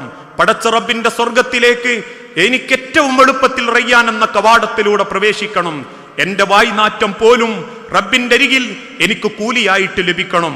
അതുകൊണ്ട് എന്റെ നാവ്, എന്റെ മനസ്സ്, എന്റെ കുടുംബം, എന്റെ വിശ്വാസം എന്റെ റബ്ബിലേക്ക് ഏൽപ്പിച്ചു കൊടുത്ത് ഞാനിതാ മാറുകയാണ് റബ്ബേ. ഞാൻ ആ റമദാനിലേക്ക് എത്തിയിട്ടില്ലെങ്കിലും എന്റെ മാറ്റം എന്റെ സ്വർഗത്തിലേക്കാവണം എന്ന് പ്രാർത്ഥിച്ച് നെയ്യത്തോടെ മുൻപോട്ട് പോകുക. അങ്ങനെയുള്ള യഥാർത്ഥ വിശ്വാസികളിൽ അള്ളാഹു നമ്മളെ എല്ലാവരെയും ഉൾപ്പെടുത്തി അനുഗ്രഹിക്കുമാറാകട്ടെ. അറിഞ്ഞും അറിയാതെയും ചെയ്തു കൂട്ടിയിട്ടുള്ള സർവ്വ പാപങ്ങളും പുറത്ത് നാദാ നിന്റെ സ്വർഗത്തിൽ ഇതേ രൂപത്തിൽ നീ ഞങ്ങളെ ഒരുമിപ്പിച്ചു കൂട്ടണമേ. അള്ളാഹുവേ, മക്കളില്ലാതെ പരീക്ഷിക്കപ്പെടുന്ന ഒരുപാട് കുടുംബങ്ങളുണ്ട് റബ്ബേ. മക്കളെന്ന അനുഗ്രഹം നൽകി ഓരോ കുടുംബങ്ങളോടും നീ കാരുണ്യം കാണിക്കണമേ. നാദാ, ദാമ്പത്യ കുടുംബ ജീവിതത്തിൽ മനസ്സ് പ്രയാസപ്പെട്ട് ജീവിക്കുന്ന ഒരുപാട് ബന്ധങ്ങളുണ്ട് റബ്ബേ. ആരുടെ സ്വഭാവത്തിനാണോ മാറ്റമുണ്ടാകേണ്ടത് ആ മാറ്റം കൊടുത്ത് നല്ലൊരു ദാമ്പത്യ ജീവിതം നയിക്കാൻ ഓരോരുത്തർക്കും നീ തൗഫീക്ക് നൽകണമേ. ചെറുതും വലുതുമായ പല അസുഖങ്ങളും ബുദ്ധിമുട്ടിക്കുന്ന പലരും ഞങ്ങളിലുണ്ട് നാദാ. ആ അസുഖങ്ങളെല്ലാം എളുപ്പം ശിഫ നൽകി ആരോഗ്യത്തോടെ, ആഫിയത്തോടെ, ദീർഘായുസ്സോടെ ജീവിക്കാൻ ഞങ്ങൾക്ക് ഓരോരുത്തർക്കും നീ തൗഫീക്ക് നൽകണമേ റബ്ബേ. ഈമാനിന്റെ കരുത്തുകൊണ്ട് മനസ്സിനെ പിടിച്ചു നിർത്താനും ഒരു നല്ല മുത്തക്കിയും മുഅ്മിനുമായി ജീവിച്ചു മരിക്കാനും ഞങ്ങൾക്ക് ഓരോരുത്തർക്കും നീ തൗഫീക്ക് നൽകണമേ. വരാനിരിക്കുന്ന പരിശുദ്ധ റമദാനിലേക്ക് നീ ഞങ്ങളെ എത്തിക്കുകയും ആ പുണ്യത്തിന്റെ പുലരികളിൽ ആ നന്മ നേടി അള്ളാഹുവിന്റെ റയ്യാൻ എന്ന സ്വർഗ കവാടത്തിലൂടെ പ്രവേശിക്കുന്ന മുഅ്മിനീങ്ങളിൽ നീ ഞങ്ങളെ ഉൾപ്പെടുത്തി അനുഗ്രഹിക്കണമേ നാദാ. മഈശത്തിൽ, ഉപജീവനത്തിൽ ജോലി നല്ലതായ നിലക്ക് മുൻപോട്ട് പോകാനും, ജോലി നഷ്ടപ്പെട്ടവരുണ്ട്, നല്ലൊരു ജോലി ആഗ്രഹിക്കുന്നവരുണ്ട്, സാമ്പത്തികമായി കച്ചവടത്തിൽ അഭിവൃദ്ധി പ്രതീക്ഷിക്കുന്നവരുണ്ട്. നാദാ, നിന്റെ ദുനിയാവിൽ നിന്നെ മറക്കാതെ ജീവിക്കാൻ എനിക്ക് സാധിക്കുന്ന ഏത് രംഗത്തും വിജയവും സമാധാനവും ആ സമ്പത്തിൽ ഐശ്വര്യവും നീ ഞങ്ങൾക്ക് പ്രദാനം ചെയ്യണമേ. അല്ലാഹുമ്മ ഗ്ഫിർ ലിൽ മുഅ്മിനീന വൽ മുഅ്മിനാത്ത് അൽ മുസ്ലിമീന വൽ മുസ്ലിമാത്ത് അൽ അഹ്യാഹു മിൻഹും വൽ അംവാത്ത് ഇന്നക മുജീബുദ് ദഅവാതി യാ ഖാദിയൽ ഹാജാത്ത്. اللهم اعز الاسلام والمسلمين واذل الشرك والمشركين. اللهم اعز الاسلام والمسلمين واذل الشرك والمشركين. اللهم اجرنا من النار. اللهم اجرنا من النار. اللهم اجرنا من النار. അള്ളാഹുവെ, പ്രാർത്ഥിക്കണമെന്ന് വസിയത്ത് തന്നവരുണ്ട്. ഓപ്പറേഷൻ കഴിഞ്ഞവർ, മാരകമായ അസുഖത്തിന് വിധേയരായവർ, വേദന കൊണ്ട് പ്രയാസപ്പെടുന്നവർ, എല്ലാവരുടെയും അസുഖം നീ എളുപ്പത്തിൽ ഏറ്റവും ഹൈറായ രീതിയിൽ ഷിഫയിലേക്ക് എത്തിച്ചവർക്ക് സമാധാനം നൽകണമേ. മരണപ്പെട്ടു പോയ സഹോദരീ സഹോദരന്മാർ, മാതാപിതാക്കൾ, മക്കൾ, ഭാര്യമാർ, ഭർത്താക്കന്മാർ, ഞങ്ങളുടെ പ്രിയപ്പെട്ട മാതാപിതാക്കൾ, വല്യപ്പമാർ, വല്യമ്മമാർ, എല്ലാവരുടെയും ഖബർ നീ വിശാലമാക്കുകയും അവരെയും ഞങ്ങളെയും ജന്നാത്തുൽ ഫിർദൗസിൽ നീ ഒരുമിപ്പിച്ചു കൂട്ടുകയും ചെയ്യണമേ. അള്ളാഹുവേ, സമ്പാദിക്കുന്ന സമ്പത്തുകളിൽ ഹലാലാവാനും ഹറാമായ ഇടപാടുകളിൽ നിന്ന് രക്ഷപ്പെട്ട് ഹക്കായ മുതലോടുകൂടി നിന്നെ കണ്ടുമുട്ടുന്നവരുടെ കൂട്ടത്തിൽ നീ ഞങ്ങളെ ഉൾപ്പെടുത്തി അനുഗ്രഹിക്കണമേ. നാദാ, പല കടബാധ്യതയിലും പെട്ടുപോയിട്ടുണ്ട് റബ്ബേ. ആ കടങ്ങൾ വീട്ടാൻ, എളുപ്പം വീട്ടി ബാധ്യതകളിൽ നിന്ന് രക്ഷപ്പെടാൻ, ബാധ്യതകളില്ലാതെ നിന്നെ കണ്ടുമുട്ടുന്ന മുഅ്മിനീങ്ങളിൽ നീ ഞങ്ങളെ ഉൾപ്പെടുത്തി അനുഗ്രഹിക്കണമേ.